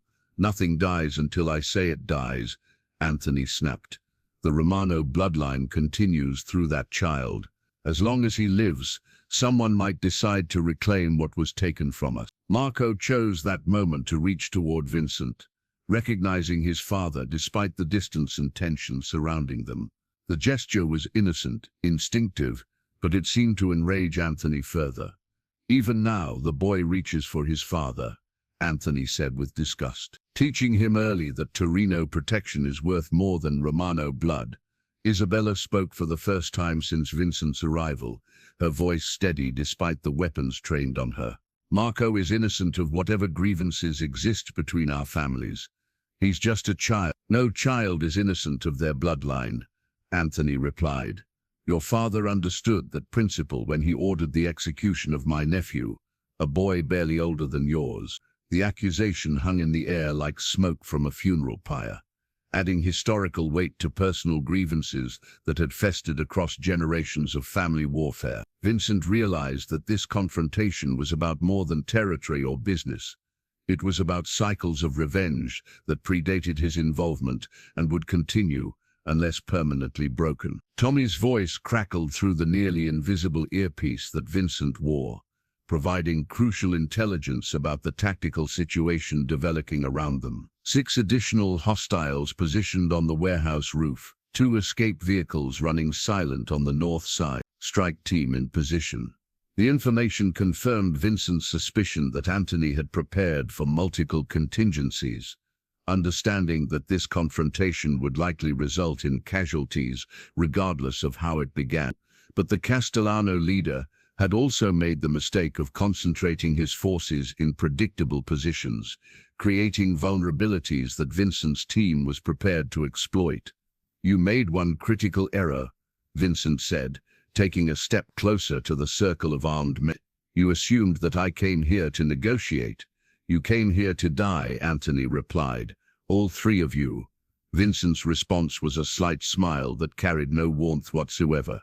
"I came here to end this." The signal was subtle, a barely perceptible movement of Vincent's left hand that Tommy had been watching for through high-powered scopes positioned on adjacent rooftops. The coordinated assault began with sniper fire that eliminated 3 of the 6 men surrounding Isabella and Marco before they could react to the threat. Vincent drew his weapon and moved simultaneously, using the confusion created by his team's attack to close the distance between himself and his family. Isabella understood immediately what was happening, throwing herself protectively over Marco while scrambling toward the cover provided by nearby shipping containers. Anthony Castellano proved more competent under fire than his nervous pacing had suggested, drawing his own weapon and returning fire with accuracy that forced Vincent to seek cover behind a concrete pillar. The warehouse district erupted into a firefight that echoed off metal walls and shattered windows in abandoned buildings, Marco's frightened crying cut through the gunfire, a sound that triggered protective fury in Vincent that transcended tactical consideration. He emerged from cover with aggressive determination, engaging the remaining Castellano soldiers with methodical precision, while Tommy's team advanced from multiple directions. The ruby signet ring that had belonged to Vincent's grandfather caught the muzzle flash from his weapon as he fired, the family heirloom reflecting light in a way that seemed to connect past and present in a single moment of decisive action. This ring would soon find its way to Marco's finger, officially claiming him as the next generation of Torino leadership. 6 months after the warehouse confrontation, morning sunlight streamed through the tall windows of Vincent's mansion, illuminating a scene of domestic tranquility that would have seemed impossible during those dark hours when Marco's life hung in the balance. Isabella stood at the kitchen island, preparing breakfast while Marco played contentedly in his high chair, babbling happily as he explored the fascinating textures of scrambled eggs with his fingers. The hand-carved wooden cross that hung above the kitchen doorway had been a christening gift from Father Martinez, who had performed the ceremony that officially welcomed Marco into the extended family of St. Catherine's Parish. The blessing had been Vincent's idea, a gesture toward normalcy and spiritual protection that complemented the more practical security measures that surrounded their daily lives. Vincent entered the kitchen wearing a casual sweater rather than his usual business attire, a small but significant indication of how fatherhood had begun to reshape his priorities and routines. He moved with the quiet confidence of a man who had found peace after years of constant vigilance, though Isabella noticed that he still instinctively checked the sightlines to all entrances whenever he entered a room.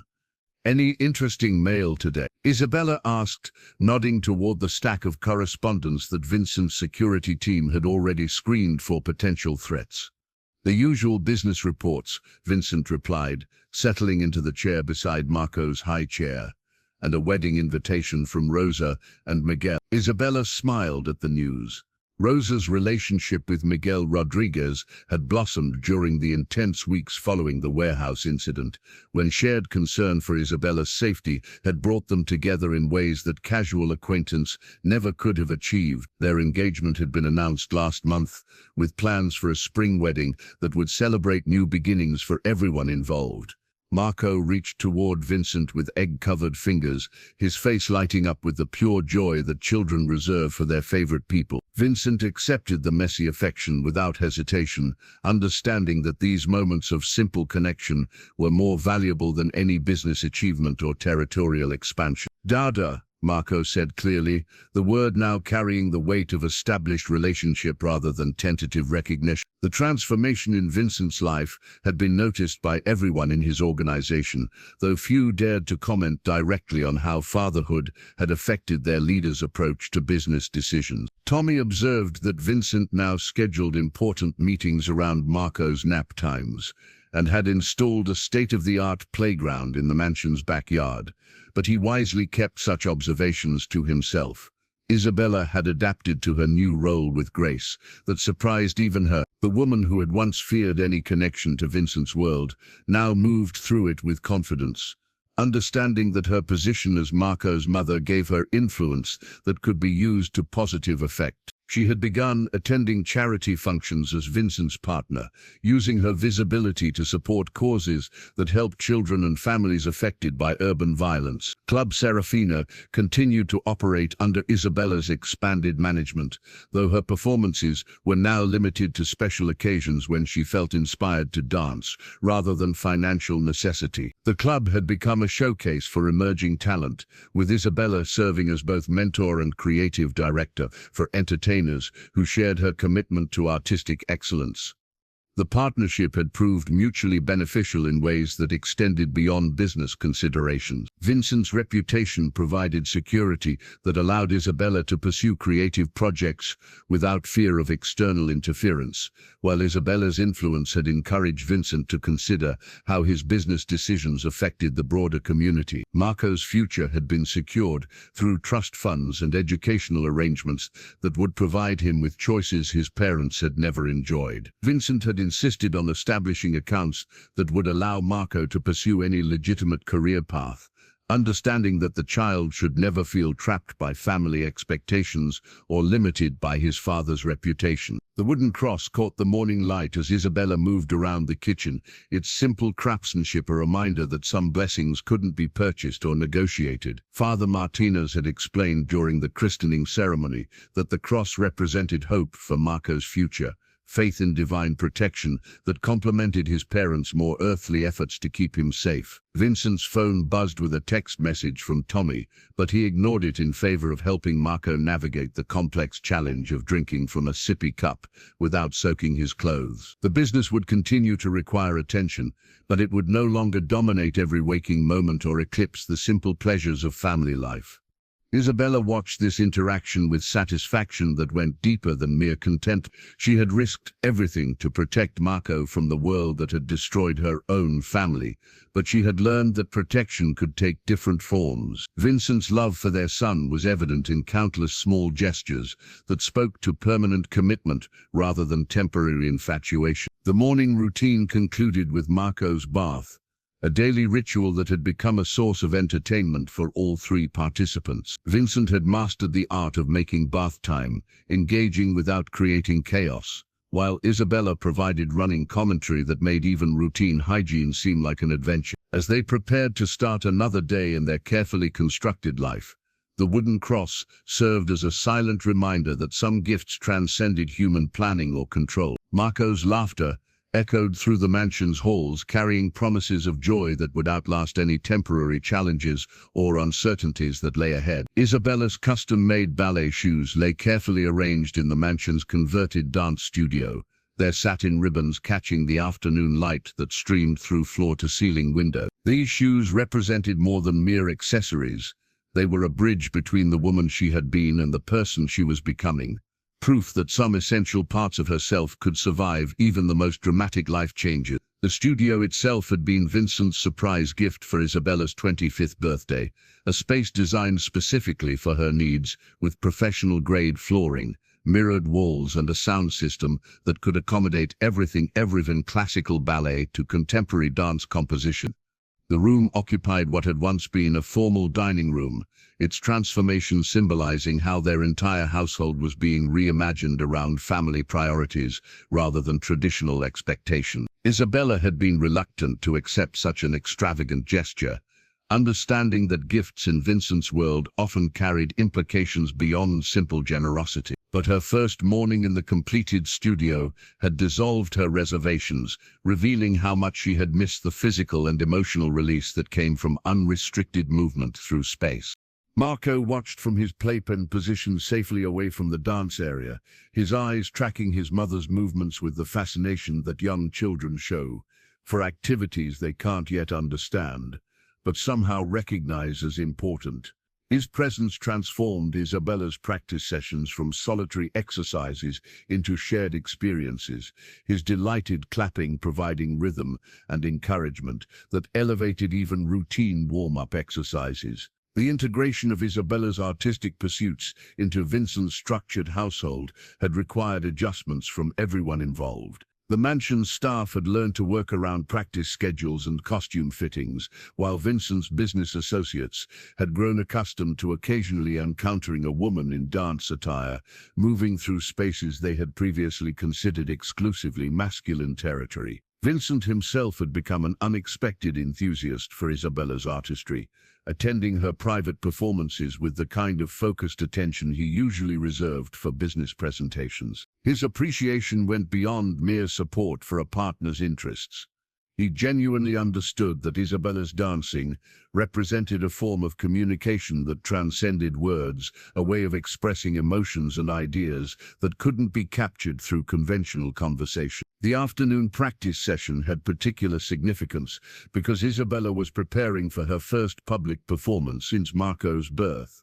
Rosa had convinced her to participate in a charity benefit for St. Catherine's Children's Hospital, an event that would raise funds for pediatric care while allowing Isabella to reconnect with the professional dance community she had abandoned during her months of hiding. The performance would mark Isabella's official emergence as Vincent Torino's partner, a debut that carried social and political implications extending far beyond artistic consideration. The guest list included representatives from several crime families, legitimate business leaders, and city officials who understood that Isabella's public association with Vincent represented a shift in the balance of power that had governed the city's underground economy. Isabella's preparation involved more than just rehearsing choreography and perfecting technique. She was learning to navigate the complex social dynamics that surrounded Vincent's public appearances, understanding how her behavior and presentation would be interpreted by people who viewed every gesture as a potential indicator of Vincent's intentions and vulnerabilities.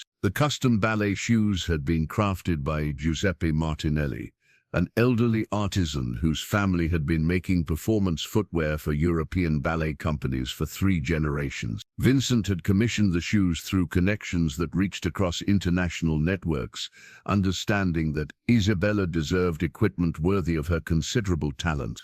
The shoe's construction reflected both traditional craftsmanship and modern innovation, with reinforced toe boxes that would support Isabella through demanding performances while maintaining the elegant lines that classical ballet required. The satin fabric had been dyed to match Isabella's skin tone precisely, creating an illusion of seamless extension between dancer and movement that enhanced the overall artistic effect. Marco's presence in the studio had unexpected benefits for his own development, exposing him to music and movement patterns that stimulated cognitive growth while providing him with a front-row seat to his mother's creative process. Child development experts whom Vincent had consulted confirmed that early exposure to artistic excellence could have positive effects on language acquisition, spatial reasoning, and emotional intelligence. The practice session concluded with Isabella's favorite contemporary piece, a dance that told the story of a woman discovering her own strength through adversity. The choreography incorporated elements of classical technique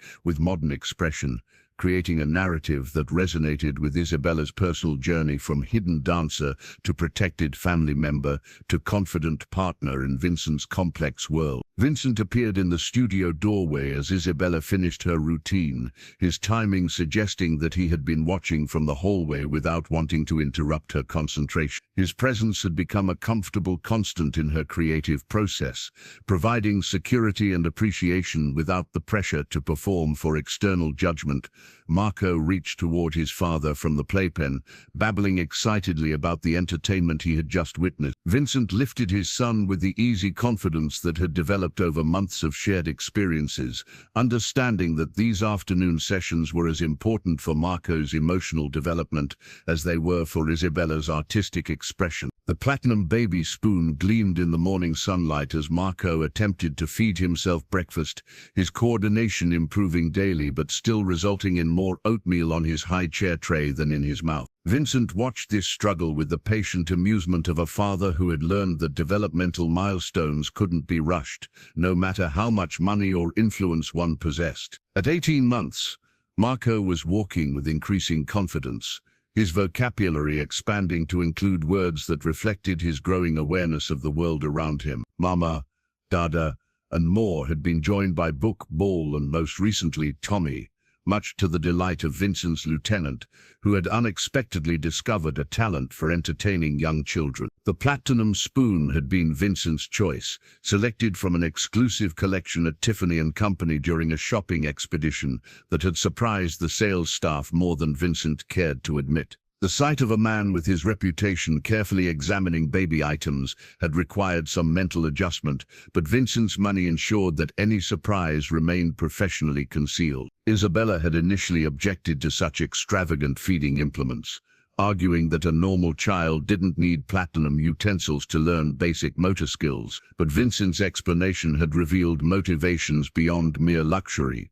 He wanted Marco to grow up, surrounded by beautiful things, understanding quality and craftsmanship from his earliest experiences. Excellence should be normal for him, Vincent had explained while watching Marco explore the spoon's weight and texture with the intense curiosity that characterized his approach to new objects. Not because of status or showing off, but because he should expect the best from himself and everyone around him.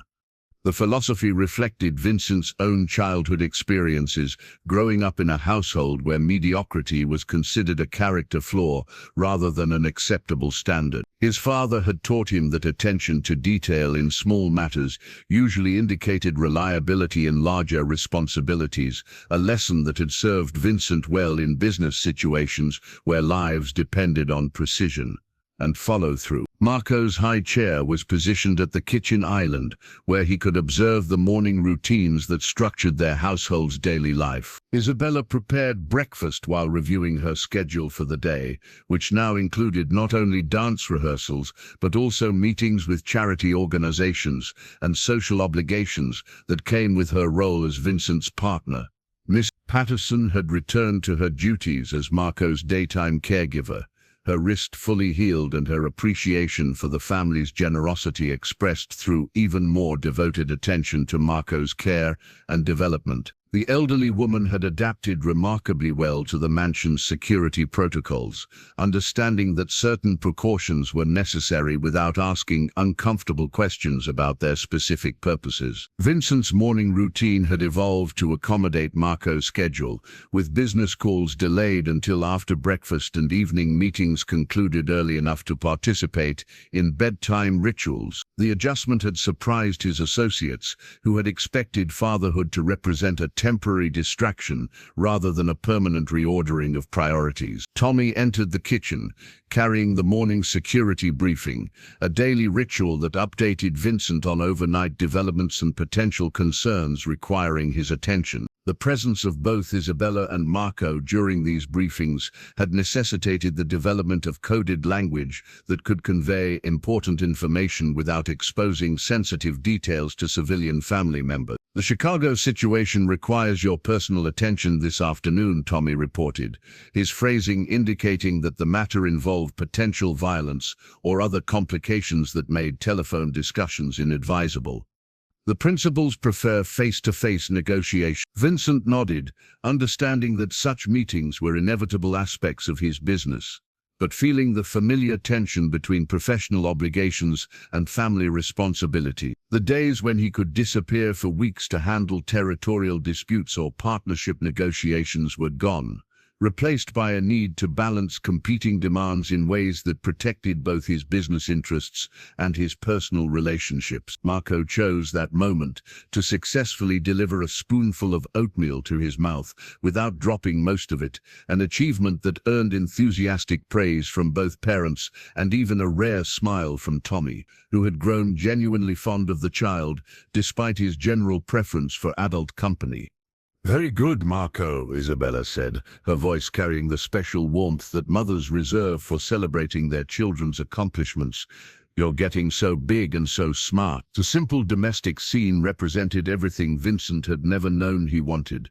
A family breakfast where the most important concerns involved motor skill development and scheduling conflicts rather than survival and territory disputes. The platinum spoon caught the light as Marco waved it triumphantly, a small symbol of privilege that he would inherit along with responsibilities he couldn't yet comprehend. Vincent's phone buzzed as an urgent message, but he silenced it without reading the text, understanding that these moments with Marco were finite and irreplaceable in ways that business emergencies rarely were. The Chicago situation would wait until after breakfast, when he could give it the attention it deserved without sacrificing precious time with his son. The morning light streaming through the kitchen windows illuminated a scene of contentment that had seemed impossible just a year ago, when Vincent's life had been defined by solitude and Isabella's had been shaped by fear. Marco's laughter provided the soundtrack for their new reality, proof that some forms of wealth couldn't be earned through violence or negotiation.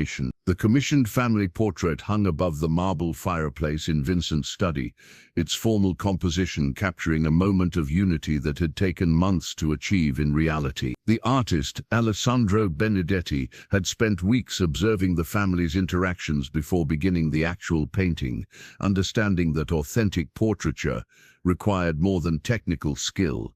It demanded insight into the relationships that defined his subjects. Isabella sat elegantly in the portrait's center, wearing a midnight blue gown that complemented her dark hair, while Marco, dressed in a miniature suit, stood beside her chair with one small hand resting on her shoulder. Vincent stood behind them both, his hand placed protectively on Isabella's other shoulder, his expression conveying both strength and tenderness in equal measure.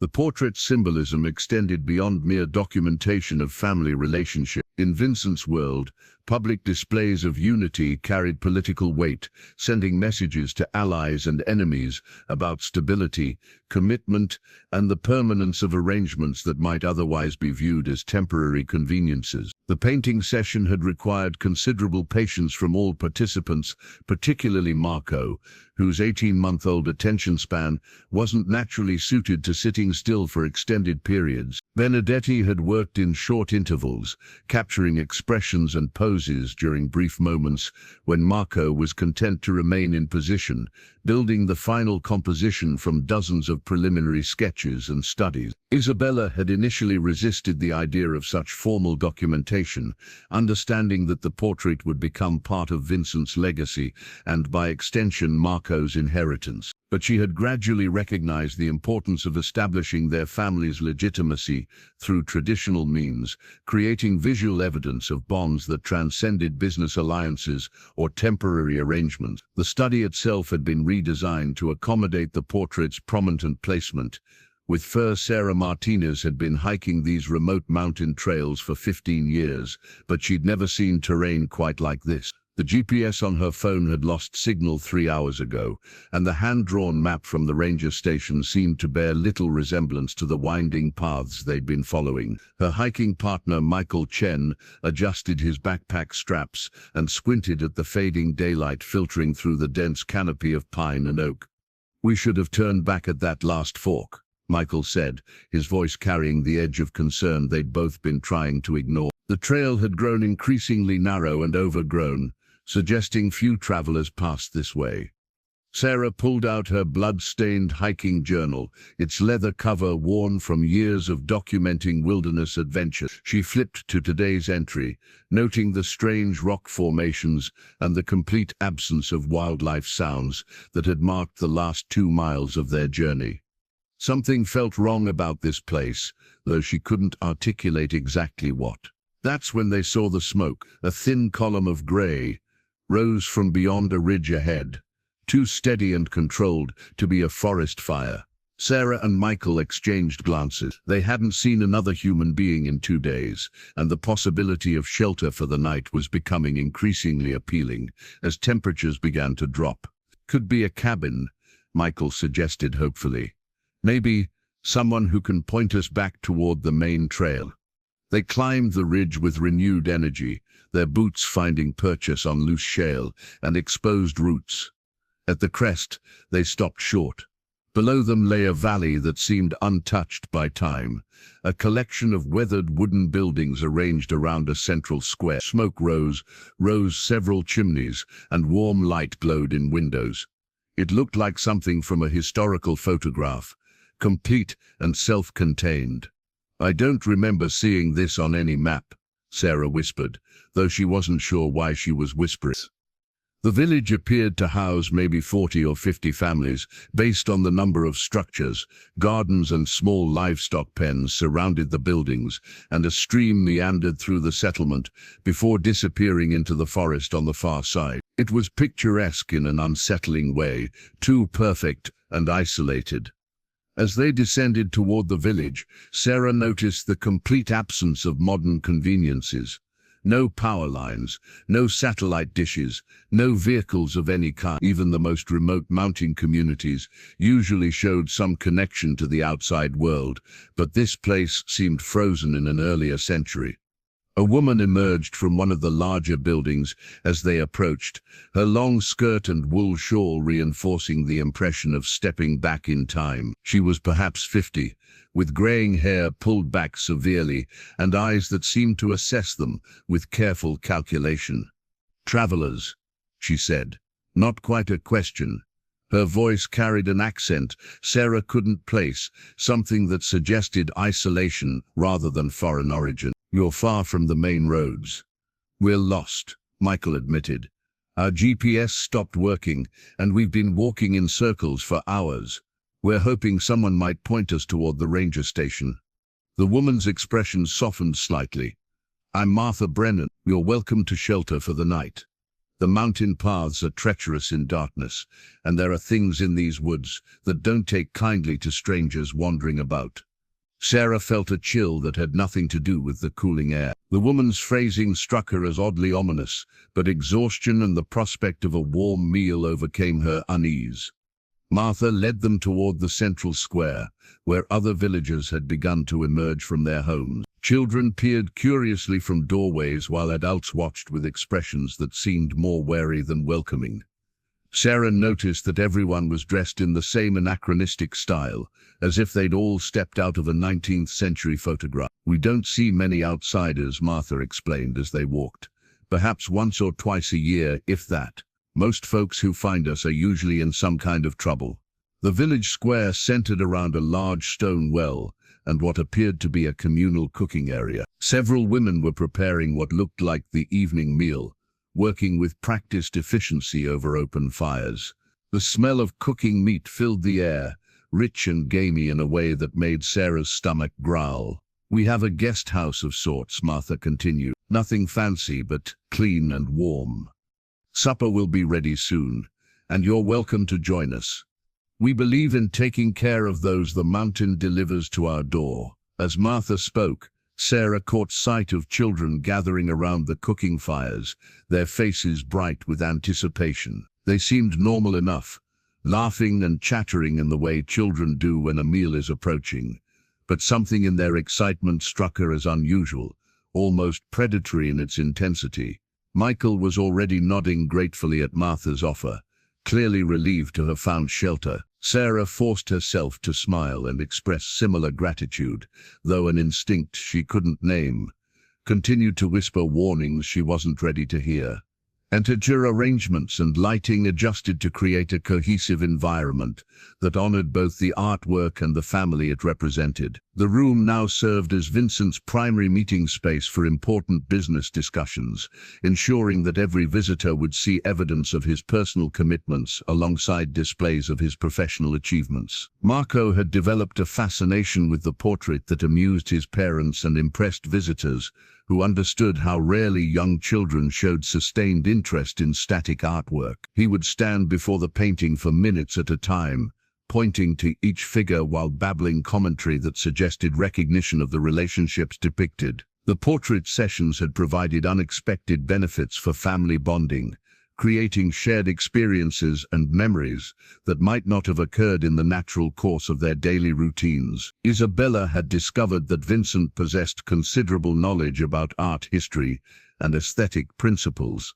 while Vincent had observed Isabella's natural ability to pose and move in ways that enhanced the overall composition. Benedetti's reputation in certain circles extended beyond his artistic capabilities to include absolute discretion about his clients' private lives and business associations. The artist had painted portraits for several prominent families whose wealth derived from activities that didn't bear close scrutiny, establishing his credentials as someone who could be trusted with sensitive information. The completed portrait represented 6 months of work, with multiple layers of oil paint applied and refined to achieve the luminous quality that distinguished Benedetti's technique from more conventional approaches. The artist's attention to detail captured subtleties of expression and character that photographs couldn't match, creating a document that would retain its impact across generations. Vincent's decision to commission the portrait had been influenced by his own family history, specifically the absence of such documentation from his own childhood.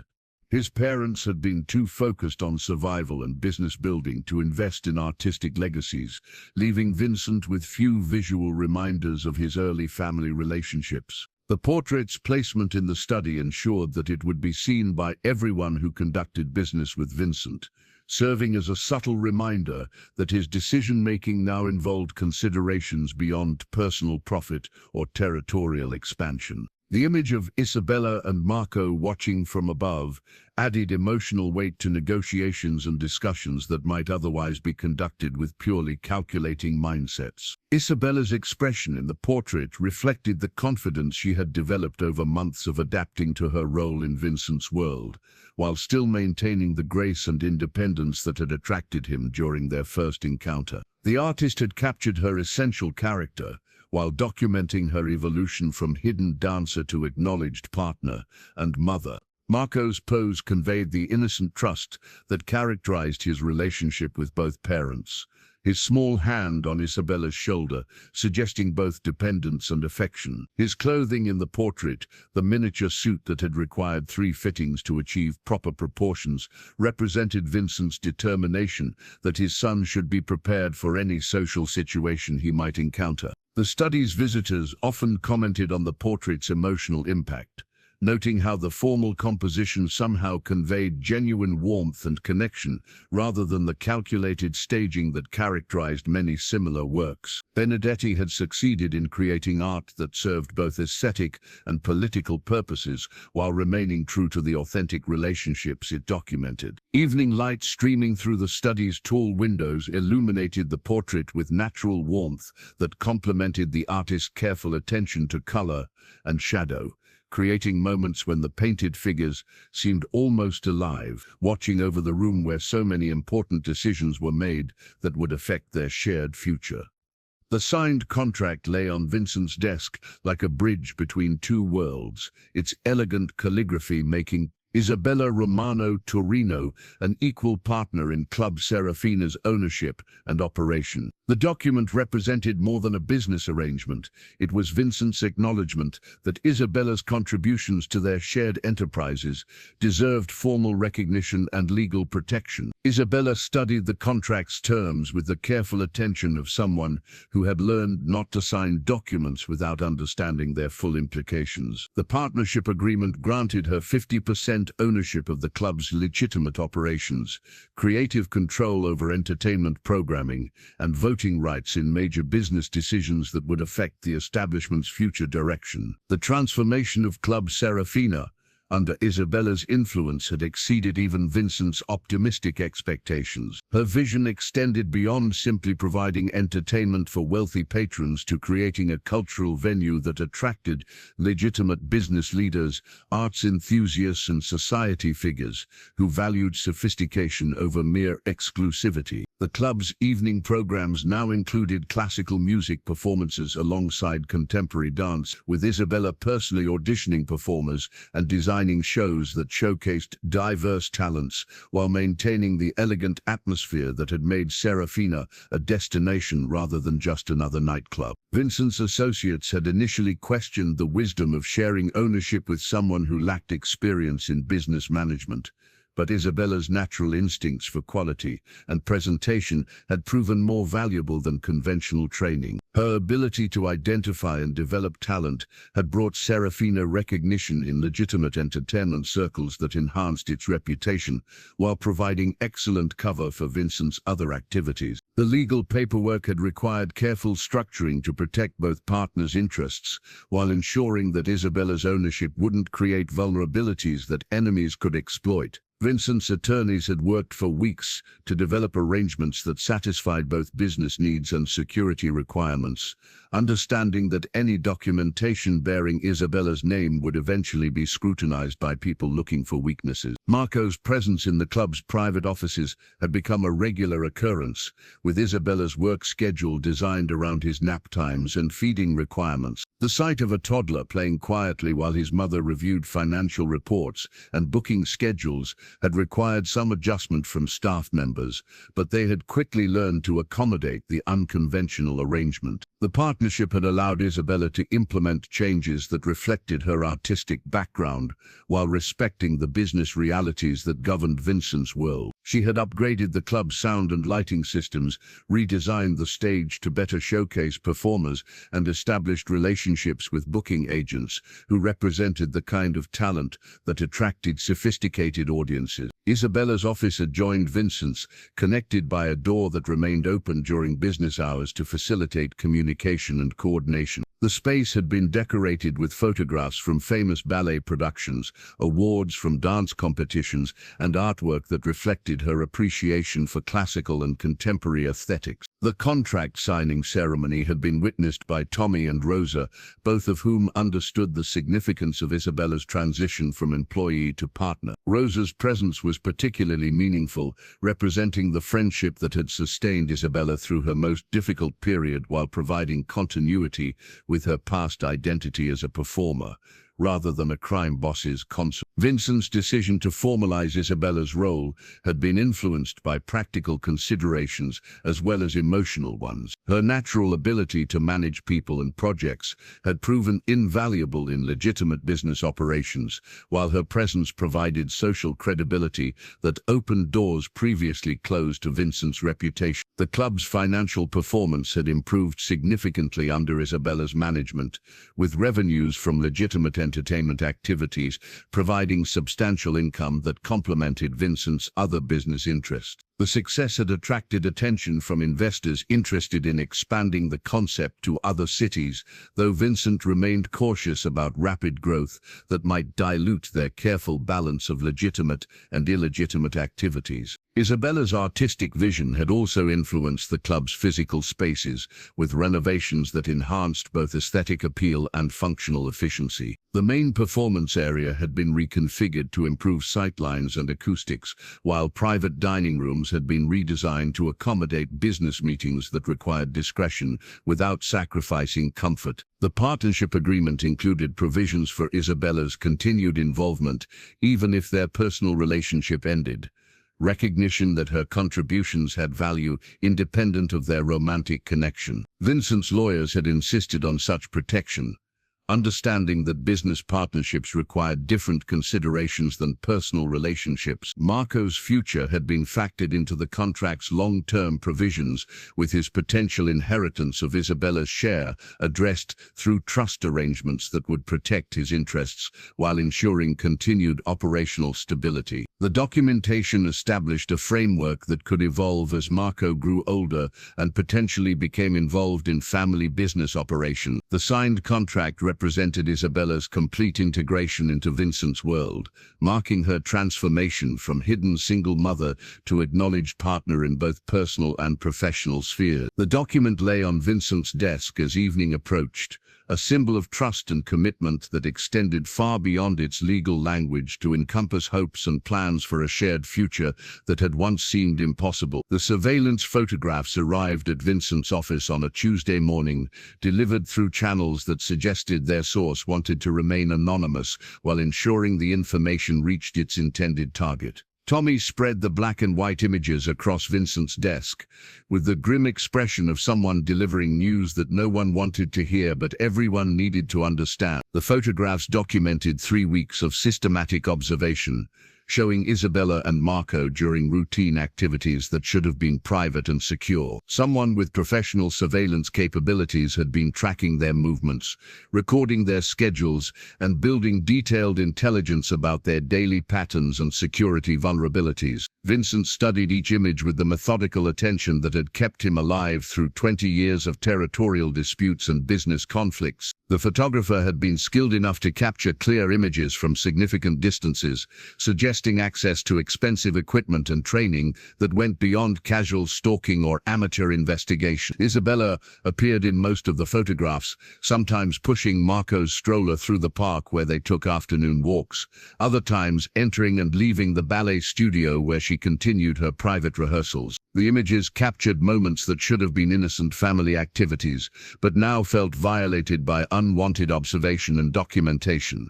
One particularly disturbing photograph showed Marco playing in the mansion's backyard while Isabella read nearby. The image taken from an elevated position that suggested the photographer had been positioned on adjacent property or in a building that overlooked their supposedly secure private space. "How long do you think this has been going on?" Vincent asked, though he suspected the answer would only increase his anger, rather than provide useful information for addressing the threat. "At least a month, based on seasonal details in the background," Tommy replied. "The quality suggests professional equipment and training. This isn't some freelance photographer looking to sell celebrity photos to tabloid magazines." The timing of the surveillance coincided with Isabella's increased public appearances as Vincent's acknowledged partner, suggesting that someone was gathering intelligence about potential vulnerabilities that could be exploited for political or financial advantage. The photographs represented the kind of detailed preparation that preceded either kidnapping attempts or assassination plans. Vincent's security team had been conducting regular sweeps of the mansion and surrounding properties, but surveillance from distant positions using telephoto lenses could be nearly impossible to detect without advanced knowledge of specific threats. The revelation meant that their sense of security had been partially illusory, based on protecting against known dangers rather than sophisticated intelligence gathering. Isabella's reaction to the photographs was controlled but visibly shaken,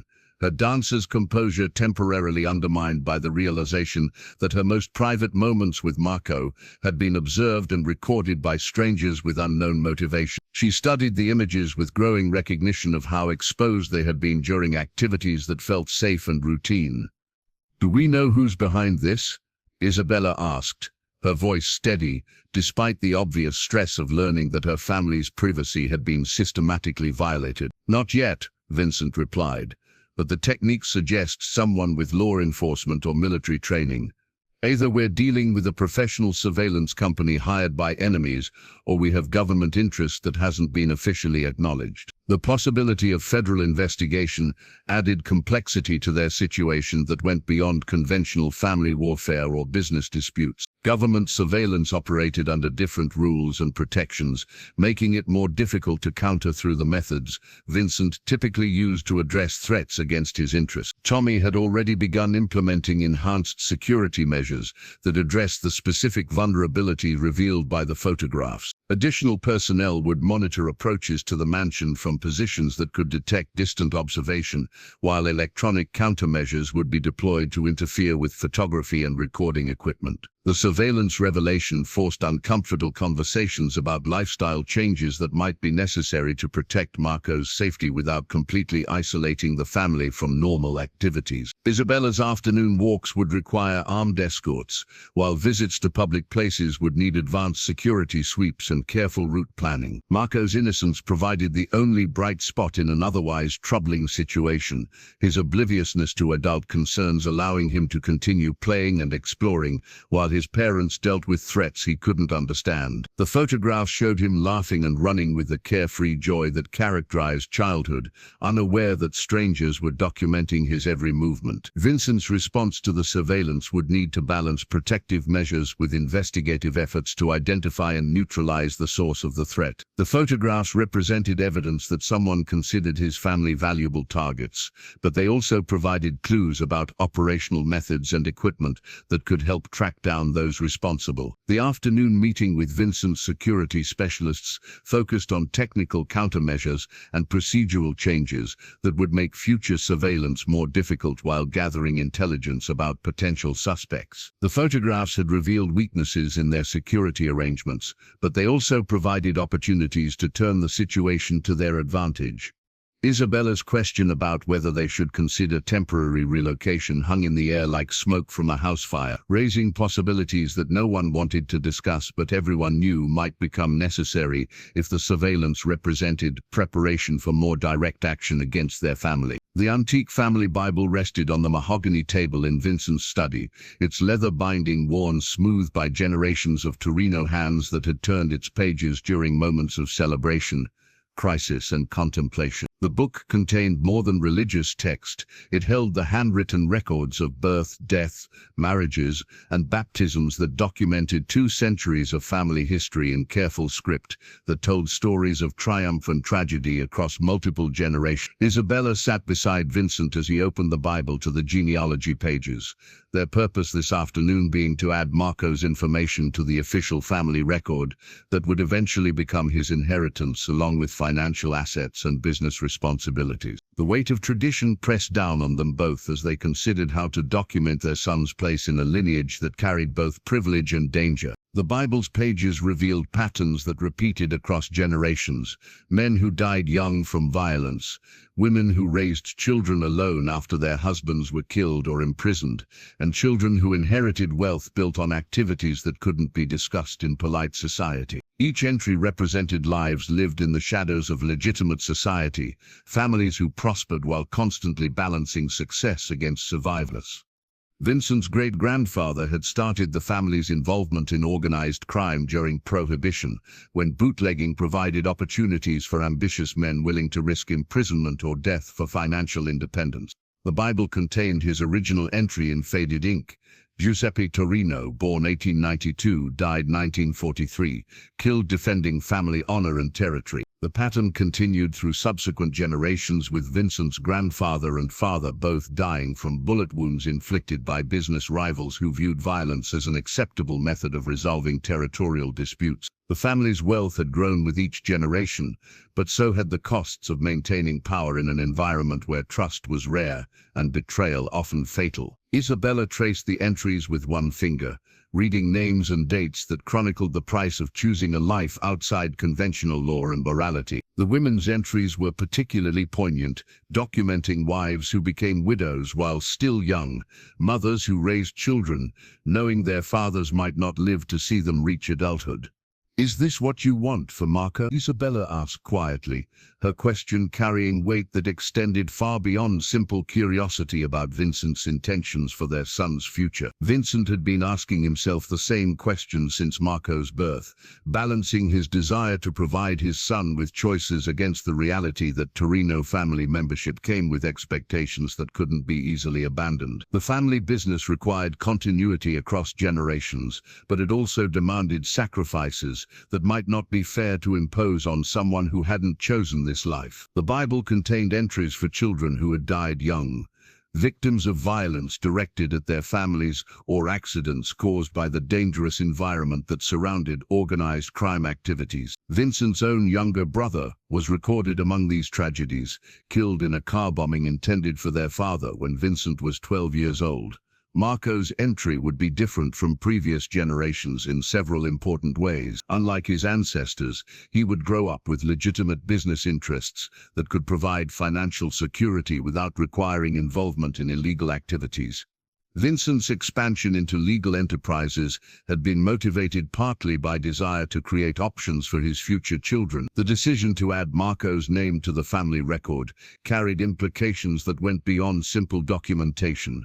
Once his information appeared in the Bible, he would be officially recognized as Vincent's heir, with all the protection and danger that such status implied. Rival families would view him as either a valuable target for kidnapping or a future threat requiring elimination. Isabella's reluctance to complete this step was understandable, but Vincent explained that official recognition would actually increase Marco's safety by making clear that any harm to the child would trigger massive retaliation from Vincent's organization. The deterrent effect of known family membership often provided better protection than attempted anonymity. The afternoon light streaming through the study's windows illuminated the Bible's pages as Vincent prepared to write Marco's entry in the careful script that family tradition required. The pen felt heavy in his hand, weighted with the knowledge that this simple act would change his son's status in ways that couldn't be undone.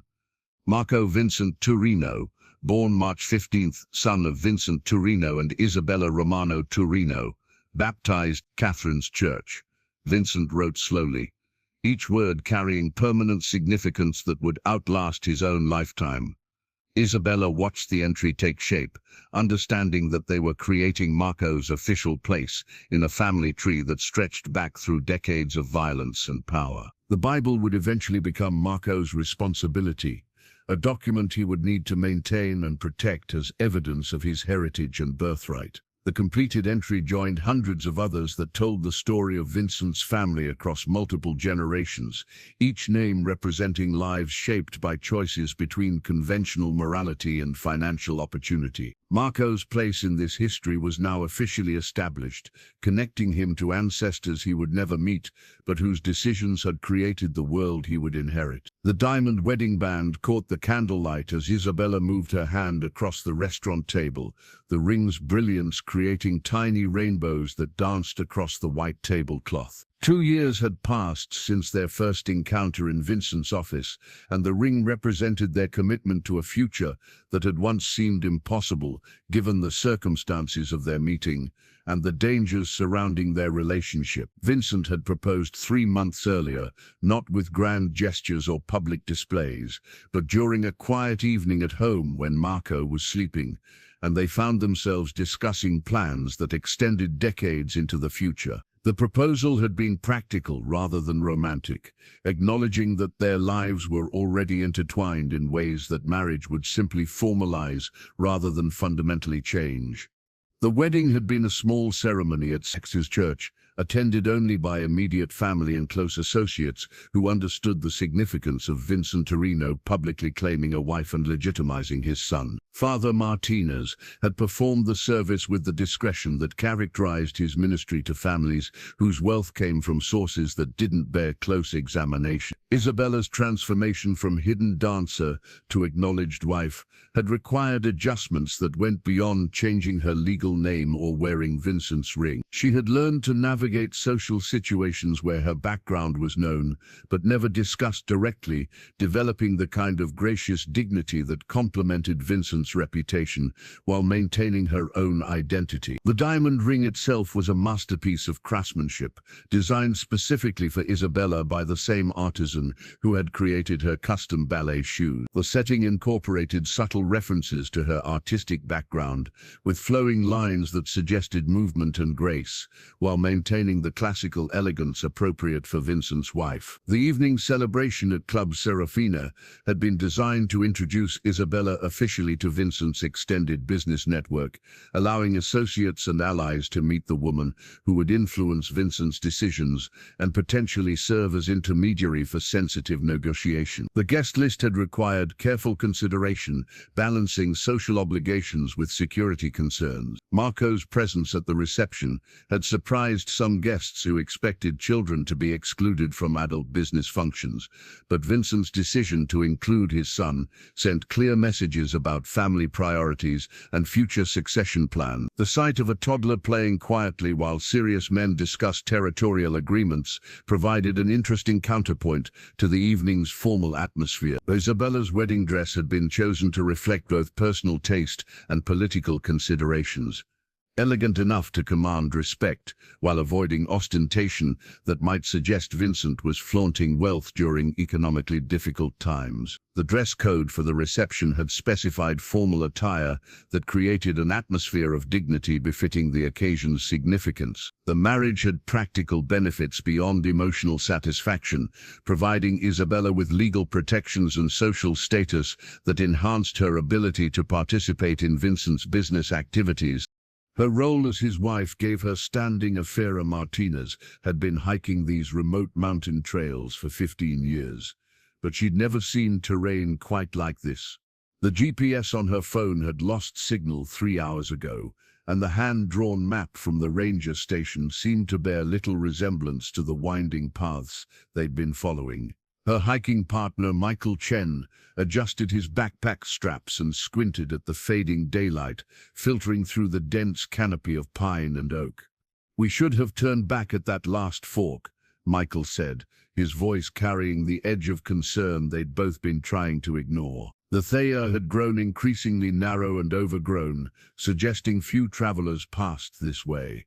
Sarah pulled out her blood-stained hiking journal, its leather cover worn from years of documenting wilderness adventures. She flipped to today's entry, noting the strange rock formations and the complete absence of wildlife sounds that had marked the last 2 miles of their journey. Something felt wrong about this place, though she couldn't articulate exactly what. That's when they saw the smoke. A thin column of grey rose from beyond a ridge ahead, too steady and controlled to be a forest fire. Sarah and Michael exchanged glances. They hadn't seen another human being in 2 days, and the possibility of shelter for the night was becoming increasingly appealing as temperatures began to drop. "Could be a cabin," Michael suggested, hopefully. "Maybe someone who can point us back toward the main trail." They climbed the ridge with renewed energy, their boots finding purchase on loose shale and exposed roots. At the crest, they stopped short. Below them lay a valley that seemed untouched by time, a collection of weathered wooden buildings arranged around a central square. Smoke rose from several chimneys, and warm light glowed in windows. It looked like something from a historical photograph, complete and self-contained. "I don't remember seeing this on any map," Sarah whispered, though she wasn't sure why she was whispering. The village appeared to house maybe 40 or 50 families, based on the number of structures. Gardens and small livestock pens surrounded the buildings, and a stream meandered through the settlement before disappearing into the forest on the far side. It was picturesque in an unsettling way, too perfect and isolated. As they descended toward the village, Sarah noticed the complete absence of modern conveniences. No power lines, no satellite dishes, no vehicles of any kind. Even the most remote mountain communities usually showed some connection to the outside world, but this place seemed frozen in an earlier century. A woman emerged from one of the larger buildings as they approached, her long skirt and wool shawl reinforcing the impression of stepping back in time. She was perhaps 50, with graying hair, pulled back severely, and eyes that seemed to assess them with careful calculation. "Travelers," she said, not quite a question. Her voice carried an accent Sarah couldn't place, something that suggested isolation rather than foreign origin. "You're far from the main roads." "We're lost," Michael admitted. "Our GPS stopped working, and we've been walking in circles for hours. We're hoping someone might point us toward the ranger station." The woman's expression softened slightly. "I'm Martha Brennan. You're welcome to shelter for the night. The mountain paths are treacherous in darkness, and there are things in these woods that don't take kindly to strangers wandering about." Sarah felt a chill that had nothing to do with the cooling air. The woman's phrasing struck her as oddly ominous, but exhaustion and the prospect of a warm meal overcame her unease. Martha led them toward the central square, where other villagers had begun to emerge from their homes. Children peered curiously from doorways, while adults watched with expressions that seemed more wary than welcoming. Sarah noticed that everyone was dressed in the same anachronistic style, as if they'd all stepped out of a 19th century photograph. "We don't see many outsiders," Martha explained as they walked. "Perhaps once or twice a year, if that. Most folks who find us are usually in some kind of trouble." The village square centered around a large stone well and what appeared to be a communal cooking area. Several women were preparing what looked like the evening meal, working with practiced efficiency over open fires. The smell of cooking meat filled the air, rich and gamey in a way that made Sarah's stomach growl. "We have a guest house of sorts," Martha continued. "Nothing fancy, but clean and warm. Supper will be ready soon, and you're welcome to join us. We believe in taking care of those the mountain delivers to our door." As Martha spoke, Sarah caught sight of children gathering around the cooking fires, their faces bright with anticipation. They seemed normal enough, laughing and chattering in the way children do when a meal is approaching. But something in their excitement struck her as unusual, almost predatory in its intensity. Michael was already nodding gratefully at Martha's offer, clearly relieved to have found shelter. Sarah forced herself to smile and express similar gratitude, though an instinct she couldn't name continued to whisper warnings she wasn't ready to hear. The negotiations and meetings where her presence might otherwise be questioned or resented by traditional associates. Rosa had served as Isabella's maid of honor, their friendship providing continuity between Isabella's past identity as a performer and her current role as Vincent's wife. The ceremony had honored both Isabella's artistic background and Vincent's family traditions, creating a blend of influences that reflected their unique circumstances. The reception's entertainment had featured performances by dancers from Club Serafina, showcasing the artistic excellence that Isabella had brought to Vincent's legitimate business operations. The quality of the performances impressed guests who typically valued practical considerations over aesthetic achievements, demonstrating Isabella's positive influence on Vincent's enterprises. Tommy had served as Vincent's best man, their friendship providing stability during a period of significant personal change. The wedding had marked Tommy's complete acceptance of Isabella as a permanent part of Vincent's life, ending any lingering concerns about her influence on business decisions or security arrangements. The wedding band's inscription contained a private message that only Vincent and Isabella could read, words chosen to reflect their journey from strangers to partners to parents to spouses. The personal significance of the inscription provided intimacy that complemented the ring's public symbol of commitment and unity. Vincent's decision to marry Isabella had surprised some associates who had expected him to maintain the flexibility that unmarried status provided. But the wedding had actually strengthened his position by demonstrating stability and long-term planning that enhanced his reputation for reliability and sound judgment. The evening concluded with Vincent and Isabella dancing to music performed by the club's quartet, their movement together reflecting both Isabella's artistic training and the comfortable partnership they had developed over months of shared challenges and mutual support. The dance provided a perfect ending to an evening that lettered both personal happiness and political alliance. The diamond wedding band would remain on Isabella's finger as a daily reminder of promises made and responsibility accepted, its presence connecting her to Vincent's world while acknowledging her individual contributions to their shared future. The ring caught light in ways that seemed to multiply its brilliance,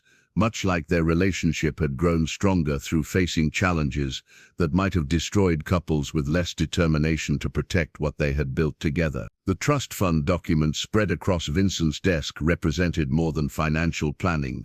They constituted his blueprint for ensuring that Marco would have choices that previous generations of Torino men had never enjoyed. The legal papers detailed investments, educational provisions and safeguards designed to provide his son with legitimate opportunities while protecting inherited wealth from the risks that accompanied family business operations. Vincent's attorney had worked for months to structure arrangements that would satisfy both immediate security needs and long-term educational goals, understanding that Marco's future required careful balance between protection and freedom. The trust funds would mature when Marco reached 25, providing him with financial independence that could support any career path he chose to pursue. Isabella reviewed the documents with the attention to detail that had characterized her approach to all aspects of Marco's welfare, asking questions about provisions and protections that revealed her determination to ensure their son's future wouldn't be limited by circumstances he hadn't chosen. Her involvement in the planning process reflected Vincent's recognition that Marco's mother should have equal voice in decisions affecting his inheritance. The educational components of the trust included provisions for private schooling,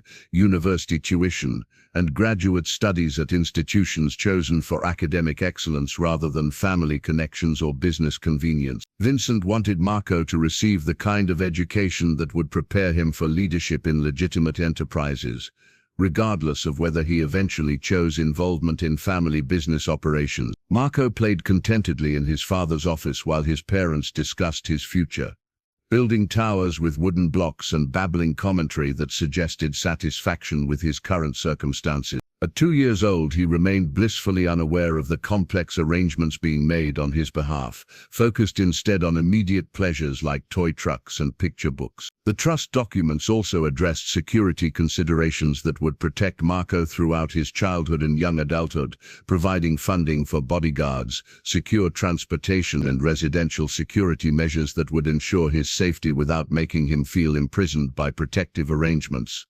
Vincent's experience with childhood surveillance had taught him the importance of maintaining normal activities while managing necessary precautions. Vincent's decision to establish legitimate investment portfolios alongside traditional family assets reflected his desire to diversify Marco's inheritance beyond enterprises that might be vulnerable to law enforcement interference or rival family challenges. The legal investments would provide stable income that could support Marco's chosen lifestyle without requiring involvement in questionable activities. Isabella's influence on the educational planning was evident in provisions for artistic training and cultural experiences that would expose Marco to broader perspectives than those typically available to children raised in insular family environments. The trust included funding for music lessons, art classes, and travel experiences designed to develop appreciation for beauty and creativity. The security provisions had been designed by professionals who understood both protection requirements and child development needs, ensuring that Mako would grow up feeling safe without becoming paranoid or socially isolated. The arrangements included contingencies for different threat levels, allowing protective measures to be adjusted based on changing circumstances. Tommy's involvement in reviewing the trust documents reflected his role as Vincent's closest advisor and Mako's potential guardian, if circumstances required alternative custody arrangements. The legal papers included detailed instructions for Tommy's responsibilities in emergency situations, ensuring continuity of care and protection if Vincent and Isabella became unable to fulfill their parental duties. The trust fund's international components provided additional security through diversified investments and offshore accounts that would remain accessible even if domestic assets faced legal challenges or seizure attempts. Vincent's experience with government investigations had taught him the importance of maintaining resources beyond the reach of federal authorities. Mako's potential inheritance from the Romano family had also been addressed through separate legal arrangements that acknowledged Isabella's legitimate claim to assets that had survived her father's death and the subsequent territorial disputes. These provisions ensured that Mako would benefit from both family legacies while maintaining legal separation between different sources of inherited wealth. The documents included ethical guidelines that would govern trust fund distributions, ensuring that Mako's access to inherited wealth would be conditional on avoiding involvement in activities that could endanger his safety or reputation. Vincent wanted his son to understand that privilege came with responsibilities that extended beyond personal satisfaction to include consideration for family legacy and social obligation. Isabella's signature on the final documents represented her acceptance of arrangements that balanced her maternal protectiveness with realistic a list of the world her son would inherit. The trust funds would provide Mako with opportunities to choose his own path, while ensuring he would never face the economic pressures that had forced previous generations into dangerous occupation. The completed trust fund arrangements represented Vincent's attempt to break cycles of violence and limitation that had characterized Torino family history, using accumulated wealth to purchase legitimate opportunities for his son, rather than simply expanding criminal enterprises that would perpetuate dangerous traditions. The documents lay signed and notarized, legal promises that Mako's future would include possibilities his father had never enjoyed. The acceptance letter from Montessori Academy arrived on a crisp autumn morning, its elegant letterhead announcing that Mako had been admitted to the city's most prestigious preschool program for the following year. Isabella held the letter with trembling hands, understanding that this simple document represented everything she and Vincent had worked to achieve, the possibility of a normal childhood for their son, despite the extraordinary circumstances that surrounded their family. The school's reputation was built on academic excellence and innovative teaching methods that recognized each child's individual learning style and developmental needs. More importantly for Vincent and Isabella, Montessori Academy served children from diverse backgrounds without the kind of social exclusivity that might expose Mako to uncomfortable questions about his family's source of wealth or business activity. Vincent's investigation of the school had been thorough, involving background checks on faculty members, security assessments of the facility, and discreet inquiries about the families of other students who would be Mako's classmates. The process had taken months, but Vincent was determined that his son's educational environment would be both excellent and safe. Mako himself remained oblivious to the significance of his acceptance, more interested in the colorful brochure that accompanied the letter than in the lengthy application process that had preceded this moment. At 2.5 years old, his concerns centered on immediate pleasures like finger painting and playground equipment, rather than long-term educational planning. The school admission represented a milestone in Isabella's own journey from hidden single mother to confident parent who could navigate elite social institutions without fear of discovery or rejection. Her transformation had been gradual but profound, developing the kind of quiet confidence that came from understanding her place in Vincent's world while maintaining her individual identity. The The Montessori philosophy aligned perfectly with Vincent and Isabella's goals for Marco's development, emphasizing independence, creativity, and critical thinking skills that would prepare him for whatever path he eventually chose to pursue. The school's approach to early childhood education recognized that young children learn best through exploration and discovery, rather than rigid instruction. Isabella's involvement in the application process had revealed her natural ability to present their family in ways that emphasized stability and educational values, while avoiding details that might raise uncomfortable questions. Her conversations with admissions officers